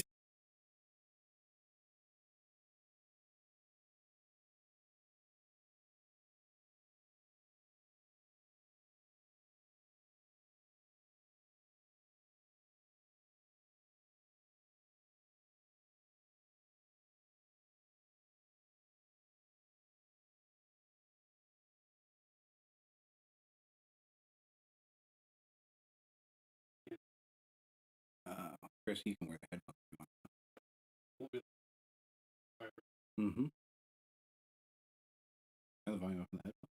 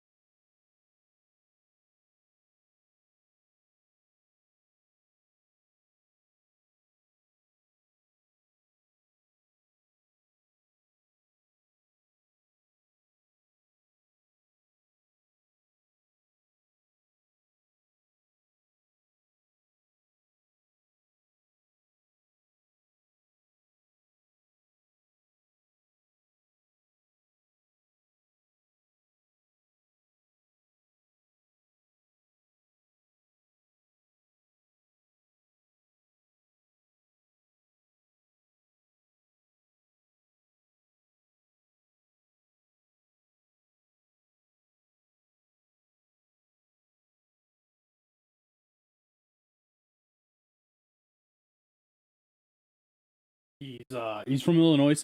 I watched I looked up some information about him yesterday. So naturally, because of his stance on this, people are saying he's Candace Owens' brother. And they went back in his social media thing and found a picture of him and Candace Owens together, saying, "Oh, this is I keep my sister going by making her laugh," because it was a picture of them laughing together.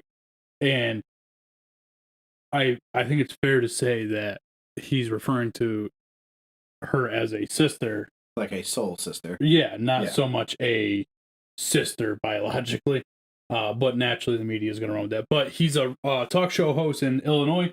Obviously, he has a conservative talk show based off his view. But he had a lot of good points, I thought. I thought really what he was saying meant a lot. He grew up with no parents in the house. Brought himself, he has 2 doctorates, he's a TV show host. Obviously, he's smart, brought himself up out of the hood. And something I just thought of while I was watching that, again, was, like I said, like probably in the early 2000s, I think things are more fair now than ever, right? If not actually overcompensated the other way. That's how I feel. Again, I'm not a person of color. I'm not a minority. But that's my view on it. That's how I interpret it. That's how I see it. Now this guy is around our age, maybe, or mid-30s probably. Yeah, he looks like he's in maybe early 40s. Because a lot of people tend to age well. Goddamn truth. Black people are beautiful. I don't know why, you motherfuckers. But so that's exactly what I'm saying. Somebody that's our age. He obviously didn't have the same starting point as us, but he made it further than you and I both. We don't have fucking doctorates. I agree. And I think that, unfortunately, this is very similar to the few bad apples argument, where it's also, because you watch this and you don't go, oh, typical story. You're like, holy shit, this dude made it with no parents, got 2 doctorates, and is doing really, really well. He's the exception, right? That is an exceptional life. That's an exceptional legacy to leave. So I don't like him being the foreman of like, you can do anything, because of course you can do anything. Anybody can do anything. And LeBron, I'm sure LeBron didn't come from the greatest upbringing in the world, but he does just fine. Carmelo Anthony entered the NBA the same year as LeBron. I don't know if you remember this, but Carmelo Anthony was his I want to say he played freshman basketball. Maybe they were supposed to enter the draft. No, they did enter the draft the same year. And the story was that his mother, Carmelo Anthony's mother, was going to force him to go to 4 years of college because that's the arrangement that he made. He needed basketball shoes at some point in high school. And his mom said, I'll buy you basketball shoes, but you have to promise me that if you make it to the NBA, you go to college first. And Carmelo Anthony said, absolutely. That's the deal. Makes it. He's good enough to play in the NBA. And his college coaches flew to his mother's house and said, if you make him play 4 years of college basketball, he will lose money. He will be a worse player as a result. You're causing him to sit at this level that he's playing at and not go to where he could. He can excel. He can move. He can hang with the pro players. So if you want to send him to school in his fucking spare time in the off season, that's a great idea. But you cannot make this kid go to a 4-year school the traditional way and continue his education, because he's going to miss out on his talent. And his mom eventually said, okay, he can play in the NBA. He doesn't have to go to college the traditional way. Now, she did make him still go to college, but those are the exceptions to the rule, right? Like, Carmelo Anthony did something that not a lot of people get to do. He became a pro athlete, and he probably didn't start from the best upbringing. If he did, they probably wouldn't have made that deal over a pair of Nikes. You know what I mean? So we see those things. I do think it's important for guys like this guy, this Thai guy, to be in the forefront and to, hey, look, there's an example of how you can do anything. I think this argument, the critical race theory argument, is how can we make it easier for everybody to have the same opportunities? They don't stick to that because then they're dividing people and everything else. But I'm cool with the concept. Like, yes, let's give everybody the same starting point. We talked about this today. What was the question? We're going to talk more about this on Wednesday. Okay. So we'll get to that video. point. What I have, this guy talks about Martin Luther King and how his message is being misconstrued. Critical race theory is also addressing how basically the government is at fault and we haven't done enough, right? So. Yeah, I don't know how much. I don't know, man. I just hit my mic. That's not going to sound good. I don't know, but. Do you feel like critical race theory is, in fact, attacking the government and saying we haven't done enough? I think it's attacking all kinds of people. Okay. All kinds of things. My view of it, everything that you read and everything, and that it's going to divide us even more. Yeah. Which. Well, intentionally. I mean, they're intentionally divided. But even, like, if you're looking at, yes, they're intentionally dividing. But it's also going to instill hate into minorities to look at whites as the enemy. Okay. Which nowadays, dude, I hate to tell you, if we're going to talk strictly about racist, right? Racist people. There's racist blacks, there's racist Latinos, there's racist Asians, it's not just white people are fucking racist. Correct. You know what I mean? And I'm sorry that we live in a country that has more white people. So naturally, there would be more white racists. Yep. You know what I mean? But I bet you the percentages are this fucking same across the board. Yeah, like if 90% of white people are racist, then 90% of black people are racist. Yes. Which means we have less black people that are racist. Yes. Yeah. You know what I mean? And it just seems like I said, if we just... So, another video we're going to show, Trevor Noah says something that... So, it's a video about Trevor Noah. We'll get there. Yeah, but he says something in that says, we need to find a way to... And he says it as a fucking joke. But this is dead serious. We need to find a way to talk about this. And to be honest with you, I grew up in a mostly white neighborhood, mostly white town, that taught me about history and didn't put a fucking silver bow on it. There were slaves. That was wrong. We had the Civil War, which was not only, it wasn't really based off slavery, but it ended up with the freedom of slaves. Yeah, so here's the thing. The winners write the history books, right? Yes. The Civil War, I don't think was about slavery. It wasn't. But at the end of the day, that's what we will teach our kids. Civil War is about racism. It ended slavery. Well, kind of. Yeah. It was a side effect. Yeah. But, okay, but at least that's true. It ended slavery. You know what I mean? Yeah. And it started the pathway to where we are today. Because if the South had won, who knows if slavery would have ended. Well, so, okay, to your point, so far, what critical race theory is saying is that Lincoln freeing the slaves, the Emancipation Proclamation, the 40 acres and a mule, right? 7 acres and a mule? 40 acres and a mule. After 7 years of indentured servitude, isn't enough. That's what they're saying. They're saying this is the government's fault because Lincoln could have made everybody equal that day. And instead, he said, if you serve us for 7 years, then we will give you 40 acres and a mule, and you can have a start. You can have a shot. And they're saying, well, that's not... Lincoln was a racist because he didn't do enough. Yeah, it was fucking 150 years ago. That doesn't matter. In critical race theory, Lincoln was a bad guy because what he did didn't solve the problem. Like, this is another thing I hate, Pat. And, I mean, we're going to get off into a whole fucking tangent here, probably. This is going to be like a 4-hour fucking episode. Because... Hashtag worth it. Here's the thing, right? If you fucking hate living here so much, if we're so bad to people, then fucking leave. Nobody's making you stay here. Even if you don't want to leave the country, there are states that are more liberal or more conservative. If you don't like the state you live in, we've talked about this before. The beauty of being called the United States of America is if you don't like the state you're living in, you can move to the fucking next one. I hate that people try and cut. Listen, every country, go back and look. They have a fucking past. And most of them are fucking bad. We're actually about to talk about that. Most of them are fucking bad. But you know what? Them trying to write off the founding fathers of this country, people like Abraham Lincoln, who, at the end of the day, he freed the fucking slaves. Did he do enough? Who the fuck knows? I wasn't there. I don't understand the situation. I wasn't living it. But I can, and here's another thing. Neither were you! You weren't fucking living it! Tom's screaming is echoing through my...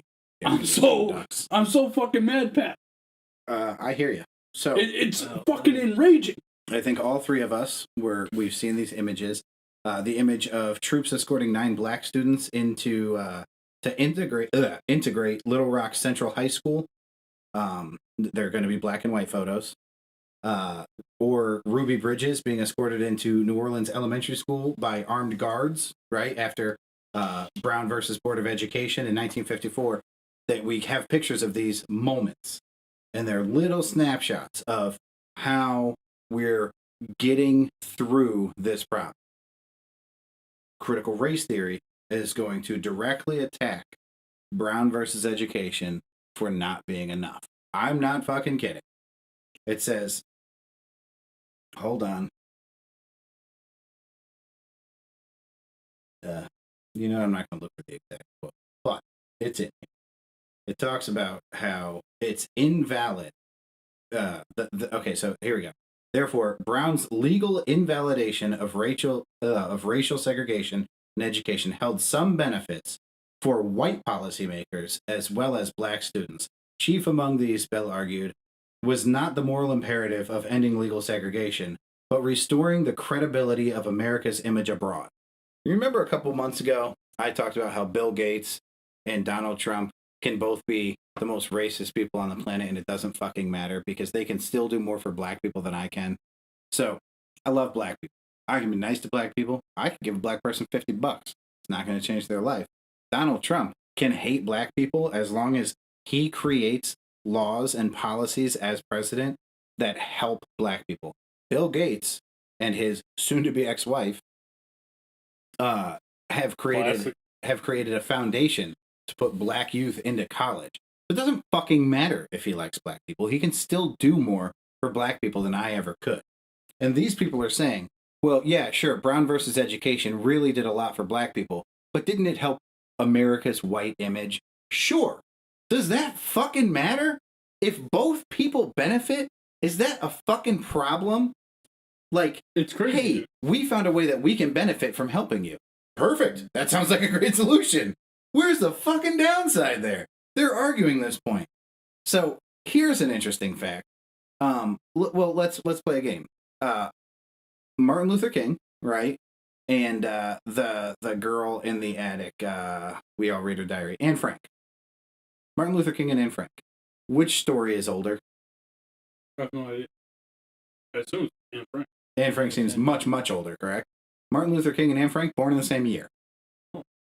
Now, another interesting fact.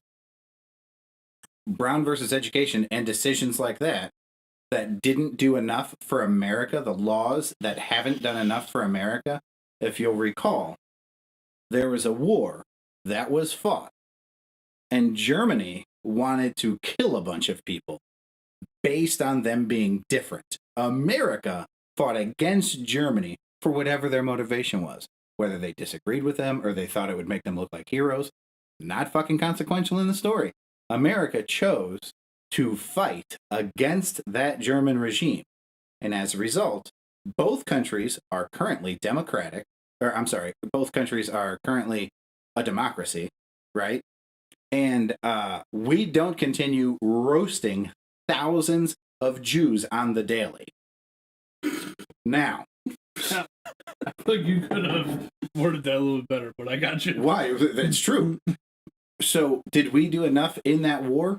Maybe, maybe not. Did we end hatred in the world? No. So there's probably more we could have done. Maybe, I guess. And did we go into that war with the right motivation? I don't fucking know what our motivation was. I'm going to be honest with you. It was Pearl Harbor. What's important is, okay, but so could we have avoided Pearl? Like, there's more to it than that. Well, no, the Japanese. We tried to stay out of the war, and the reason we ended up getting into it is the Japanese were allies with Germany. Okay, so that's even better.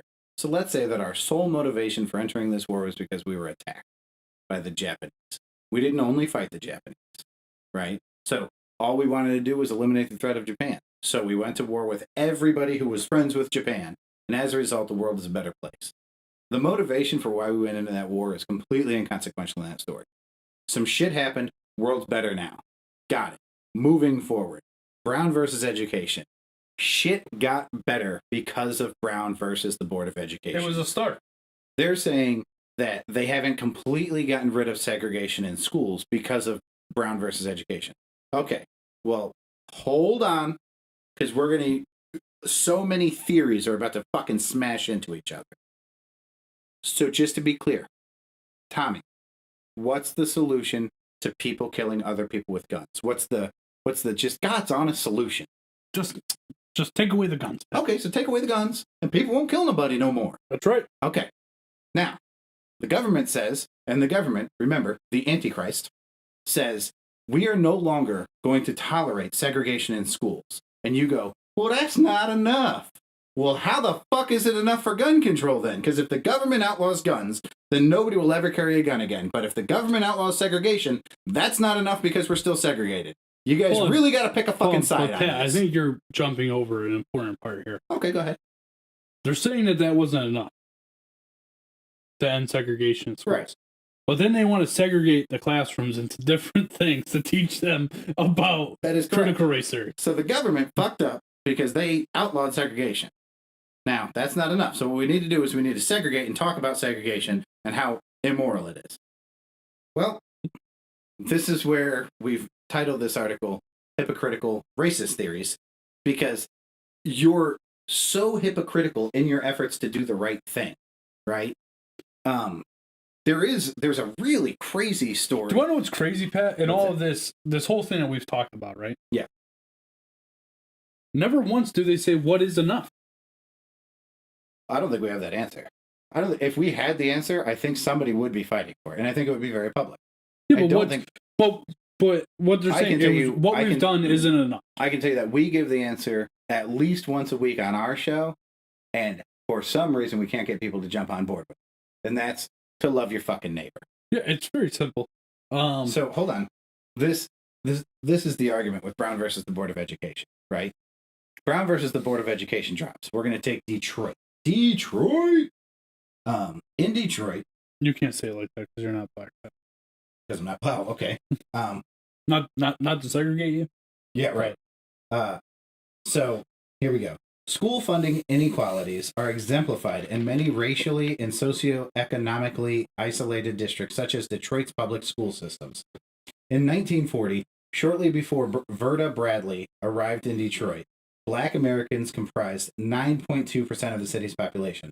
Over 30 years later, when her children went to school, Black Americans comprised 44.5% of the city's population. The ratio of Black students to white students was 58 to 41. So, okay, hey, we got a fucking problem. 44.5% Black in this environment. But for some reason, the ratio is 58 to 41% Black in the schools. So how, if there's less Black people, are there more Black students? Other than family size, which is an abundantly obvious one, what they're saying is Board versus Brown happens. And white people move out of the inner city because now schools aren't segregated. So I don't want my white kids in school with those Black kids. So I'm going to move to a small town. And we see these all over America, small towns with a bunch of white people. I'm going to move my kids out of the inner city and put them in a small town where it's a bunch of white people going to school with a bunch of other white people. I can see that logic. To the point that in 2000, so we're talking about this is your systemic racism argument. Over the course of 60 years, now in Detroit's public schools, it is 91 to 4. 91 Black students to 4 white students. So you can see how this is a direct result of Brown versus the Board of Education, because the government said, you're no longer allowed to segregate schools, period. That was the end of their sentence. And then a bunch of individuals chose to move out of the districts that are then going to be heavily populated by Black to create white sections by themselves of their own doing. And then you go, well, the government's racist because the government made this happen. Nope. The government made a clear fucking ruling. Treat everybody equally. And the people who couldn't fucking handle that, the horrid, scummy fucking racists that lived in Detroit at the time, went, I'm not putting my white kids in school with those dark kids. It ain't gonna happen. And they left. So, did the government cause the fucking problem? I don't think so.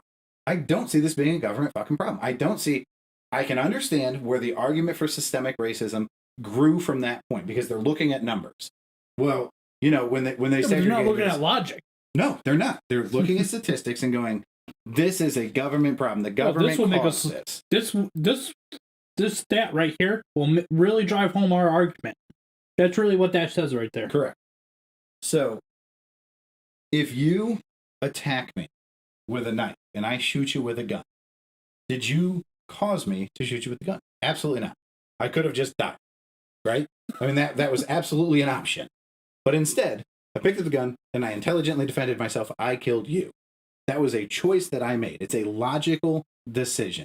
And if you're racist and you hate black people, the logical decision when the government says, hey, we're going to treat everybody equally, get ready, is to go, oh, fuck that. I'm going to a different place. Yeah.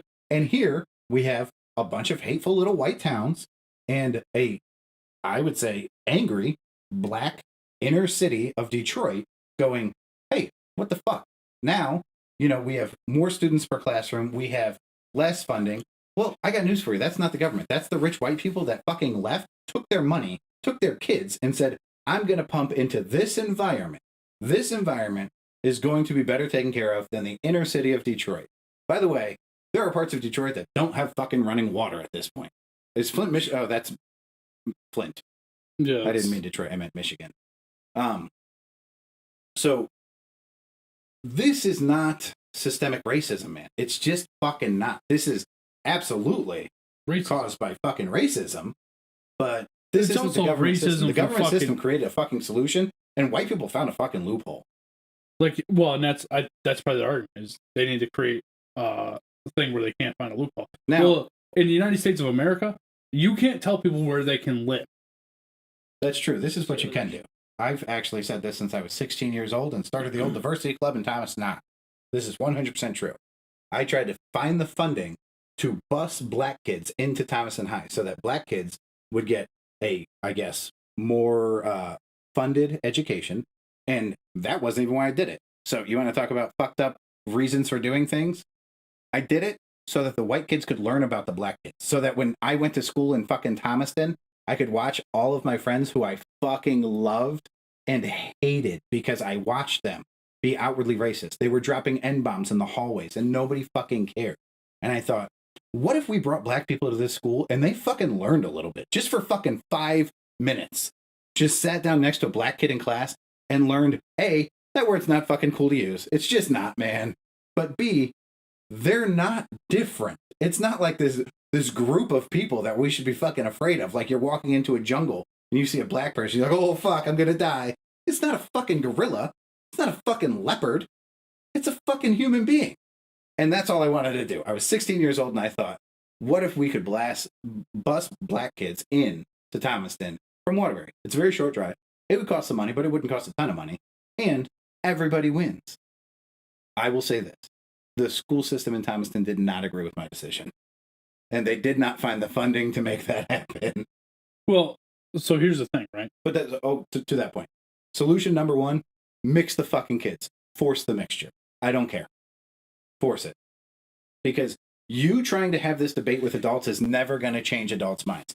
Teach the fucking children. Well, and I think that's a big thing, right? Is we're teaching the kids the wrong things by teaching them this. Because kids by themselves are not racist. No. You know what I mean? Yeah. They may be, like your friends in Thompson High School, naive. Yeah, ignorant. They're just ignorant. That's all. They have no idea. That's not a hateful word. But if you're in Detroit and you're white or you're black, you're not looking at, because you're in that environment, you're around them. Yeah, absolutely. If Eminem rapped with the N-word, nobody would think anything. Well, I should say non-racist people would think nothing of it. Yeah. No, that makes sense. It's part of his daily vernacular. Yeah. He uses that word with his friends. Yeah. That's perfectly logical. Yeah. Here's the other problem. I not only think we have Pat. This is going to segue fucking perfect into that. It's really so I watched 2 videos that I gave Pat one of them, but they go hand in hand with what you said, right? Because like I said, you can't choose.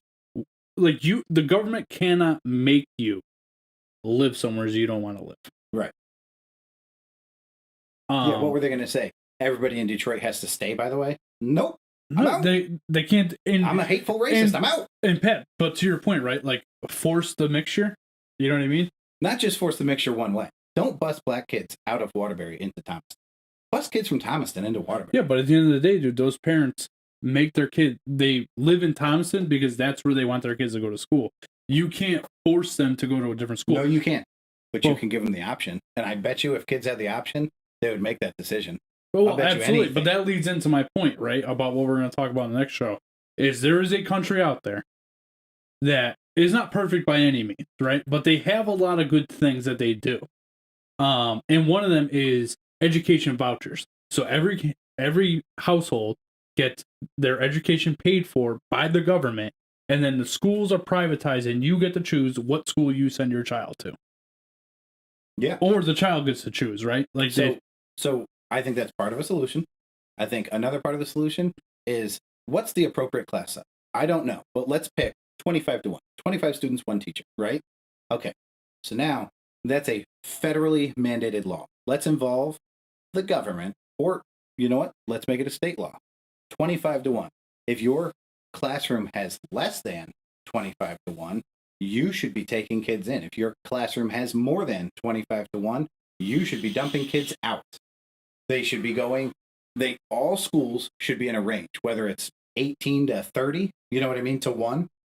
Let's get everybody closer, right? Let's get these classroom sizes closer. So everybody's getting the same education. Yeah. And hey, this is going to cost money. Where's the money going to come from? Hey, you're going to pay for it. This is tax money. This is our fucking children. This is the future of our country. Stop fucking whining. It needs to be done. There's a lot of different... I don't know. Do you think that critical race theory should be taught in schools? No. At all? No. I think critical race theory should be an elective. I think you should be able to say, I'd like to learn critical race theory. Okay. I can see that, I guess. Here's the thing, right? I think they need to come up with a better curriculum for it. Like, teaching it the way it's described there is not okay. I absolutely agree. I also, hey, listen, one of the very big things about critical race theory is we have all this American history about white people and not a lot about black people. Well, let's start with, we had a several 100-year head start where the white people were just sitting on top. So there's more white people of influence in American history than there are black. So you're going to have a weird, uneven, teeter-totter here where the black influencers started much later and technically have made way more progress in a shorter period of time. So well, depending on how you look at it, right? Like the white ancestors of the country, the George Washington, Thomas Edison, or yeah, sure. Thomas You Jefferson. could easily argue Martin Luther King doesn't happen without Abraham Lincoln. Well, I'm not even saying that, right? I'm just saying they started this country that we live in. It really, listen, man, I'm a fucking diehard American, right? I fucking love America. Do we have our flaws? Absolutely. Tons of them. Here's the thing. We're also battling this 240-year curse that we've talked about. Every civilization has fallen in 240 years, right? They've gone from prominence to grace to fucking just awful, awful shit. This isn't going to help it, Pat. You know what I mean? Or teaching people. This is a pivotal time. So we can either teach more hatred and continue dividing, or we can start really integrating all of these concepts. Yeah, I got to tell you, son. Yeah. It's time, bro. I said this to somebody the other day. Yesterday. It's time for a fucking revolution. Of what? It's time for the citizens of I think, in my opinion, just based off, now mind you, I have a small circle of people, right? But just in the people that I deal with on a daily basis, right? People that I consider friends or family or whatever, 90% of them are on the side that we're on. Yeah. All right. Or have the opinions that we have. Yeah. It's time for a revolution. It's time for us to take over the government. It's time for us to take over the media. It's time for us to do what our ancestors did and do it the right fucking way. Start over. It's time for us as citizens to fucking stand up against our government because the government has too much power. This shit, and who do you think's pushing this, right? Who's pushing this agenda? Critical race theory, you mean? Yeah. Well, the media. The media and who? Are you going to say the government? Yes. Democrats are pushing this narrative. Okay, so while Republicans are pushing against one it. political party. Yeah, but one's pushing against it, one's pushing for it. Yeah. So, like you said, independence. It's time for fucking independence to stand the fuck up and stop worrying. Start over. Start from fucking scratch. Right. It's time, man. I don't know about starting over. I do think change needs to happen. I think that it's... What easier way for it to start or change than clear the fucking slate? I think that the fabric, the fiber of America needs to change. The morals that we're teaching our kids in school. So if you want to teach critical race theory, you go right ahead. Make it an elective, teach it. But we need to get back to sharing, caring, apologizing, taking accountability. Those things need to be the forefront of our education. They need to be teaching students that. I don't know how the fuck we're getting away from, like we're talking about getting away from math and getting away from English. No. That is not the change that needs to happen. We need to instill those things in our school, and we need to do it equally across the board. If the argument is that English is racist because black communities have a more difficult time with the language, then okay, I can agree that that is a problem if it's a problem, and it needs to be addressed. Should we dump the language? No, that's too much. What we should do is we should adjust the way that everybody's educated. So we're level across the board. Treat everybody fucking equally, and we can solve this problem. It's going to take time. Well, that's the problem, is that these things aren't happening fast enough for one side. I absolutely agree. It's not happening fast enough. We're not all equals. I completely agree with that. But it takes time. Exactly. It's not happening fast enough, but it's happening as fast as it fucking can. Yeah. So here we are. Can we speed it up? Sure, with the things that we're talking about, with changing the way we educate our kids, but teaching them radical education is not going to help. Critical race theory is not going to help if you're force-feeding it to people. So give people the option, and you're still going to have a ton of hateful kids who learn the hate from their parents. With any luck, if we continue to educate them properly or start to educate them properly, they can learn that that's probably not the best way to go about life, and that they should love their fucking neighbor, regardless of skin color, or, I don't know, gender, or whatever other disproportionately argued thing that there is. It seems like a simple solution. Like, we have to consider each other more. You ready for a second video, Pat, and we'll end the show? Let's do it. Because I'm going to go, this just proves the hypocrisy. Have we ever had an episode over 2 hours? Yeah. Okay. But this is... After I go on my fucking tirade after this video, it's probably going to be close to 2.5, 3 hours. I'm fucking amped. So this video, I saw this yesterday, and he did something else too, right? And I don't have that video, but I'm going to tell you about it because it's not you crying to get out of something. Me? Yeah, with Frank, remember? I said when I showed you that video. Yeah. So this just shows the hypocrisy. So we'll play it. Unfortunately, I don't think the sound is working on YouTube, but it has subtitles, so you'll be able to see it there, and you'll have to read it, but the podcast will hear.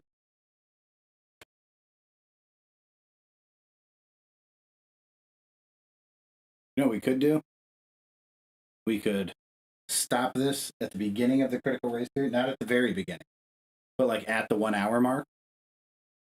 We could put an end on it, like, hey, Wednesday, catch the last half of this episode, and then Wednesday, air the last half of the episode, and then do the one you want to do Wednesday on Sunday. And we're still going over 2 hours. So we'd have 2 over 1 hour long episodes if we cut it. Why do you want that? Just explained why. We'd get 2 episodes out. Fuck, man. You really don't. I feel like you really hate when the episodes are longer than fucking an hour. It's not me, man. What do you mean it's not you? It is. My back is killing me. I have to go to Mason's house in 17 minutes. That's not happening. The American school system. It's where kids learn how to... The American school system.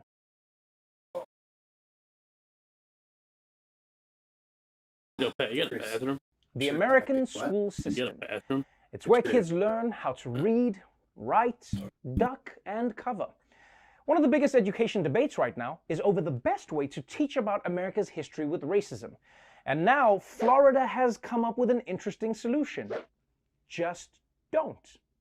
Critical race theory movement in the headlines as Florida becomes the latest state to ban schools from teaching about systemic racism. Legal scholars argued individual intentions can't be proven, but as a framework, racism is baked into our social systems and psychology. On Thursday, the Florida Board of Education banned critical race theory in its schools. I think it'll cause people to think of themselves more as a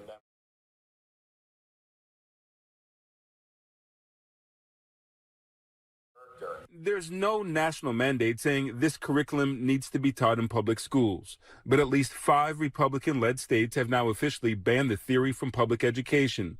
Wow, this is crazy.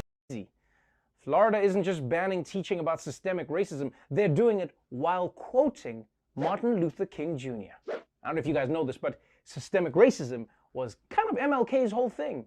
You know, if you want to talk about MLK without teaching about systemic racism, then you're just quoting some guy who liked to take long walks for no reason.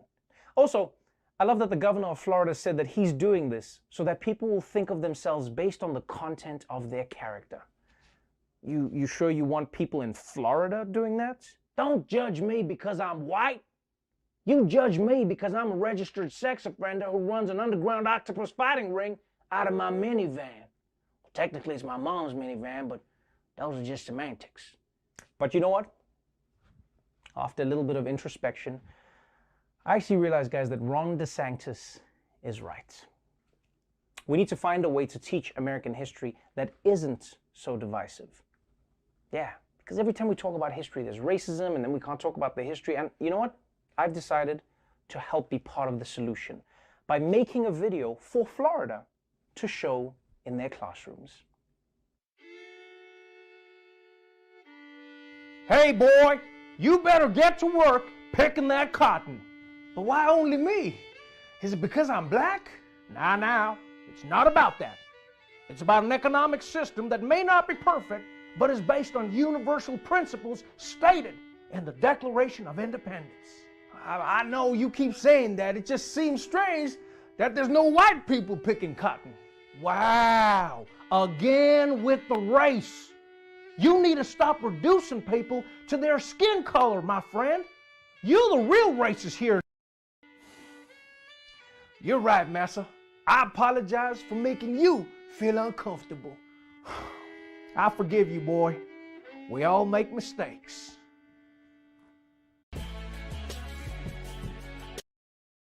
All right, so that was Trevor Noah. If you don't know who he is, he does the Daily Show on Comedy Central. Somehow he thought that was funny. Or an accurate representation in any way whatsoever. So what really gets me going about it is, one, he's 100% a fucking hypocrite when he goes in on the Florida people being white registered sex offenders that only use their mama's van for some fucking ring thing that he talks about. And then the skit at the end was 100% fucking distasteful and not accurate at all, I guess. Yeah. The idea that Do you want to know what fucking pisses me off too about this guy? Sure. He wasn't even born in America. You voluntarily fucking moved here, and then you want to talk shit about the fucking country. Go back to fucking South Africa. Is that where he's from? Yes. Go back to your third world fucking country and fucking scrape dirt up or fucking try and find water.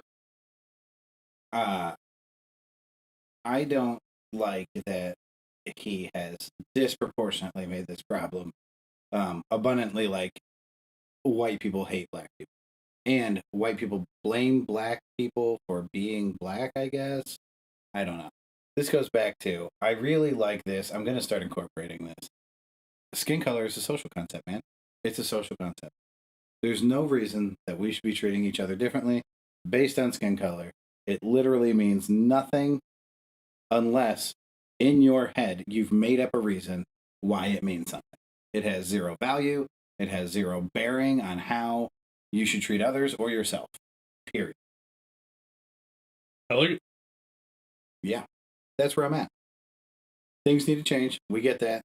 Change happens over time. And fuck, you break a bone, they break it into place. They still put you in a cast so it can heal over time. You want to talk about like another hypocrisy thing? Sure. Like, so this guy has a TV show on a cable network. Yep. Right? It's not a news network. It's supposed to be a comedy show. It's on Comedy Central. Yes. But he has a show where he talks about the news and what's going on in the news. And you're talking about racial injustice and the way that people were treated. And then you go on there, make a horrible taste fucking video and drop the N-bomb in it because that was used 150 years ago with slaves. Well, okay. Given it was used up through time. Yeah. And I'm sure there's people out there that still say it today to some black people. Yeah. You know what I mean? But at the same time, like, you're not doing the problem any favors by out there making a joke about it. This video was, first off, The Daily Show with Jon Stewart, one of the best shows ever made. You can't say that because Jon Stewart's white, and that's not right. That's how I feel. It's not the better white thing, but Jon Stewart because Trevor Noah's black, so his show has to be better in society. Trevor Noah's sketch is the comedic equivalent of an Andrew Dice Clay sketch. It was just like this. I'm going to say things that are over the top so that I can try to get a laugh, but it's just not funny. Andrew Dice Clay wasn't fucking funny. Trevor Noah, not fucking funny. So he says something else, right? I watched, because he has a bunch of videos about this. If you Google it, YouTube it, whatever. He has a bunch of videos about it, and he shows I think it was in Indiana, a white lady at a school board meeting freaking out about the critical race theory and how she didn't want her kids to be taught that and all this other stuff. And she says, and she's crying, and she says, "I'm not racist, but I don't agree with this." And he turns and says, "A typical white woman crying her way out of a situation." And I'm like, how is that? Like, you're not helping the fucking problem, you asshole. No, that's probably the most racist thing he could say. But two, that white woman is crying, let's call it 50-50. 50% out of the perception that people she's racist. Yeah. And 50% out of the guilt that she probably felt for having the balls to stand up and say how she felt. So on any other argument, let's just say she was the victim of sexual assault. If she's crying and saying, "This isn't right, I shouldn't have gone through this," then we're like, oh my God, she's so brave. But when she's crying and saying, "I'm not racist, please understand, I don't think that we should have to go through this," we're like, oh, she's definitely racist then. Typical white woman crying her way out. Yeah. Well, you got to pick one side or the other there, folks. You can't keep playing both sides of the field. Tim Mcaffery. Tim Mcaffery wants to know why our guest is not talking. That's a great question. Yes? Touchy subject. That's all. Sexual assault? Yeah, that's it. Good play on words there, Chris. Tim Mcaffery, happy Father's Day. Happy Father's Day, bud. We kidnapped your son for the day. You're welcome. Hey, Tim, any more morning sickness over there? Or throw-ups in the morning? I don't know what that face is. It's a crying face, or it's a smiling face. Oh. I hope he's not smiling about what I just asked him. I don't think he is. I think there's a little delay. Pretty sure the next emojis are going to be knives. Thanks, gents. That was for the Happy Father's Day. Proving there's quite a delay. There's quite a delay on this. But back to us. It's just, it's fucking crazy. It's just, I've said this before on the show. Yeah. And I'll say it again. I'll say it.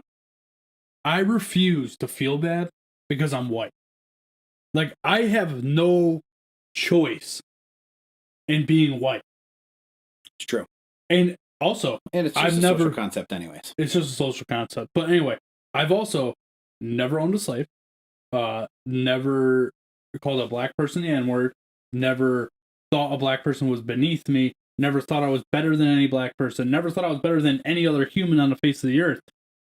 I should not feel bad because society or the cancel culture or all these people say I should. Sorry, not gonna fucking happen. I agree. I'm me. I'm who I am, and So back to fucking Dirt Ring. Remember how the tangent I went on about Dirt Ring? By the way, got a lot of love about that. Yeah, a lot of love. Nathan called me and was like, when Tom talked about Dirt Ring, I literally gagged. he was eating his lunch too. While we're on the subject, fuck you, Mason. That's one. So I was talking to the person that he had the conversation with the day after we recorded the show, and I said, dude, if you would have punched him in the face, totally would have understood. And he had to go. He's like, I'm not gonna give up all my shit for fucking this guy. You know what I mean? And so Friday, I saw him again. Now Dirt Ring quit. His last day was Thursday because he's a piece of shit and called out on Friday. But I saw the gentleman that he was speaking to, and I said, "Oh, hey, Dirt Ring said he'll be looking for you." And I said it as a joke, and he was like, "What?" And he got fucked. And I said, "Listen, man, I have strong morals. What's right is right. If he would have said that, I would have punched him in the face." Right. And he's like, "Tom, you can't give up your shit for me." And I was like, "It's not about that. Right. It's not about for you." Now, listen, I love that person, right? He's a great person. Love him to death. It's not, it's about standing up for what's right at the end of the day. You know what I mean? Like, if he's a piece of shit, he needs to be punched in the face. Yeah. I have no beef with, I mean, not that physical violence is the answer, but a healthy fear of physical violence is a good answer. Yeah. Tom, I had this little thought when we were watching that Trevor Noah video. So let's combine some of the ideas that we had today, right? We're talking about how to make progress. So what if we mix schools a little bit, even out the class size a little bit?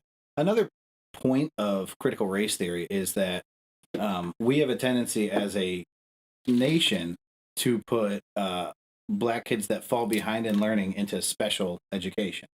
So what we see is they're not learning at the rate of the national average. Now, the national average being composed of tons of little white towns, right, that are getting less students per classroom, and they're learning at a faster rate.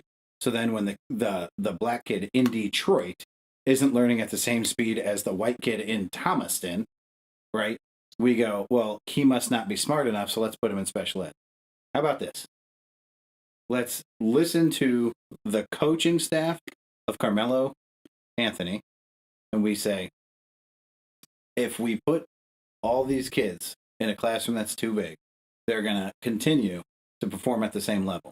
But if we elevate their game, then they can play at that level. So let's stop putting so many kids into special education. Once we mix these schools and once we get these classroom sizes right, I bet we eliminate that entirely. I bet we stop seeing a difference in race in special ed. Because if there's 20 kids per classroom or 25 kids per classroom across the board, they're all learning at the same rate. Maybe, because that's dramatically going to change our national averages. Maybe we find out that they're right at the national average. Maybe they're above the national average once the national average changes. I'm going to go on record here, Pat, saying that I don't think there should be any public schools. Meaning everybody should pay to go to school? Meaning everybody should do exactly what this country does. Get a voucher. The schools are privatized, and you or the child gets to pick what school they go to. And we regulate the size of the classrooms, how many kids can go to that school. And listen, you get put on a fucking waiting. We can certainly go down this conversation in the next episode. One of the fears that I have, and I haven't watched what you've watched, you sent it to me, I haven't watched it yet, but what we've seen in privatized healthcare and what we've seen in privatized prisons is that there's a lot of motherfuckers with agendas, right? So, well, and that's, again, this comes down to government. Education, we have to regulate those problems before they get there. Yeah, we regulate the education, we set the rules. Same thing with, I think we should privatize fucking 100% healthcare, but the government pays for it. That's the way to fix it. You privatize healthcare. It's not government run. I bet you they don't charge $450 for an insulin shot if the government's footing the bill. I bet you insulin's like $20. Yeah, it's fucking crazy. That's how you fix the problem. We pay for it in tax, but we deregulate the issue. Like all these other things. One of the things that this country developed, check out this fact. I'm blown away by this. You want to talk about fucking regulations in this country? They built a helmet, right? It's a fucking inflatable crash helmet. So you wear it on your bicycle, right? I'm not sure if it's safe for motorcycles, but for your bicycle. And it inflates on impact? Yes. If it has a computer in it, and if it senses any sort of, there's like 200 programmed accidents in it, and if it senses any of those, boom, within 0.1 seconds it inflates, right? It's an airbag, and it pops over your head and fucking saves your dome in case you're gonna hit the ground, right? That's pretty crazy. Because how many kids out there don't want to wear a helmet because they look like a fucking stooge, right? So instead, you put these on them. Guess who can't sell those helmets? Them to other countries? They can't sell them to America. You want to know why? Why? Because the regulation on bicycle helmets in the United States is it has to have a chin buckle. That's funny. So they can't sell them here because of that regulation. Our government is so fucked by so many. And listen, we're talking about kind of the same thing, but two different issues. But it all coincides, right? Is government the issue when it comes to critical race theory? Absolutely not. But is government the issue on things that could fix this? Yes, the government could help fix this, but there's always a hidden fucking agenda. Yeah, do I believe that the government is the cause of the problem? No.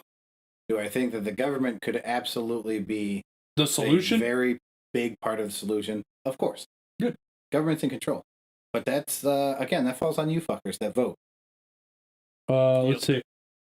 Not true on education. There was a kid who was white because he was border and they sent him through. Oh, so you're saying there's a borderline white person that got sent through the education system instead of being left behind, he got pushed through. I actually had an assistant manager at an old place. I inherited him when I became manager. He was my assistant manager, and somebody fucked up. I don't remember what they fucked up. They probably came in late, and I was like, "Hey, man, go grab a PAF. That's a personal action form. Write that motherfucker up." And he looked at me dead in the face and went, "Pat, I don't know how to read or write." I went, "Huh? Do you have a high school diploma?" And he was like, "Yeah." Like, what fucking school did you go to? Like, I got my diploma in jail. What the fuck? And you didn't have to be able to read or write? No. The jail cares about high school diplomas. It doesn't care about education. Holy fuck, man.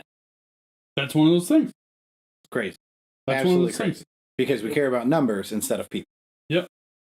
So anyway, I'm fucking all wound up. I can go for another 2 hours, but Pat has some fucking kid's birthday party to get to. So, yeah, people, protect Pat that baby. I'm me, going to show up angry about this conversation. I'll punch the baby in the face. I'm ready.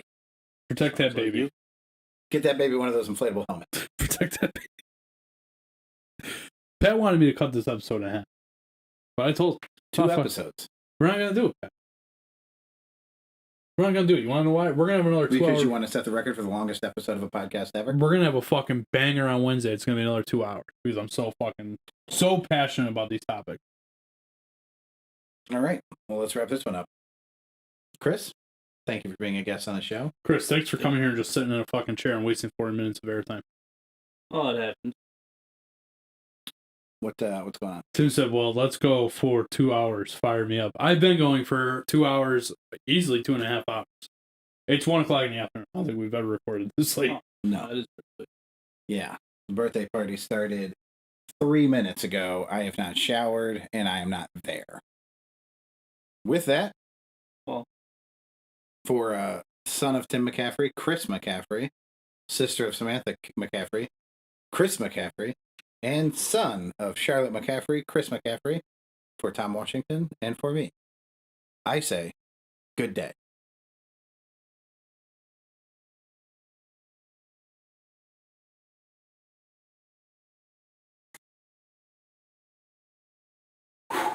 Need a cigarette after that one. 2 hours, 22 minutes. Live stream. Thanks for coming and watching. Appreciate you. We out.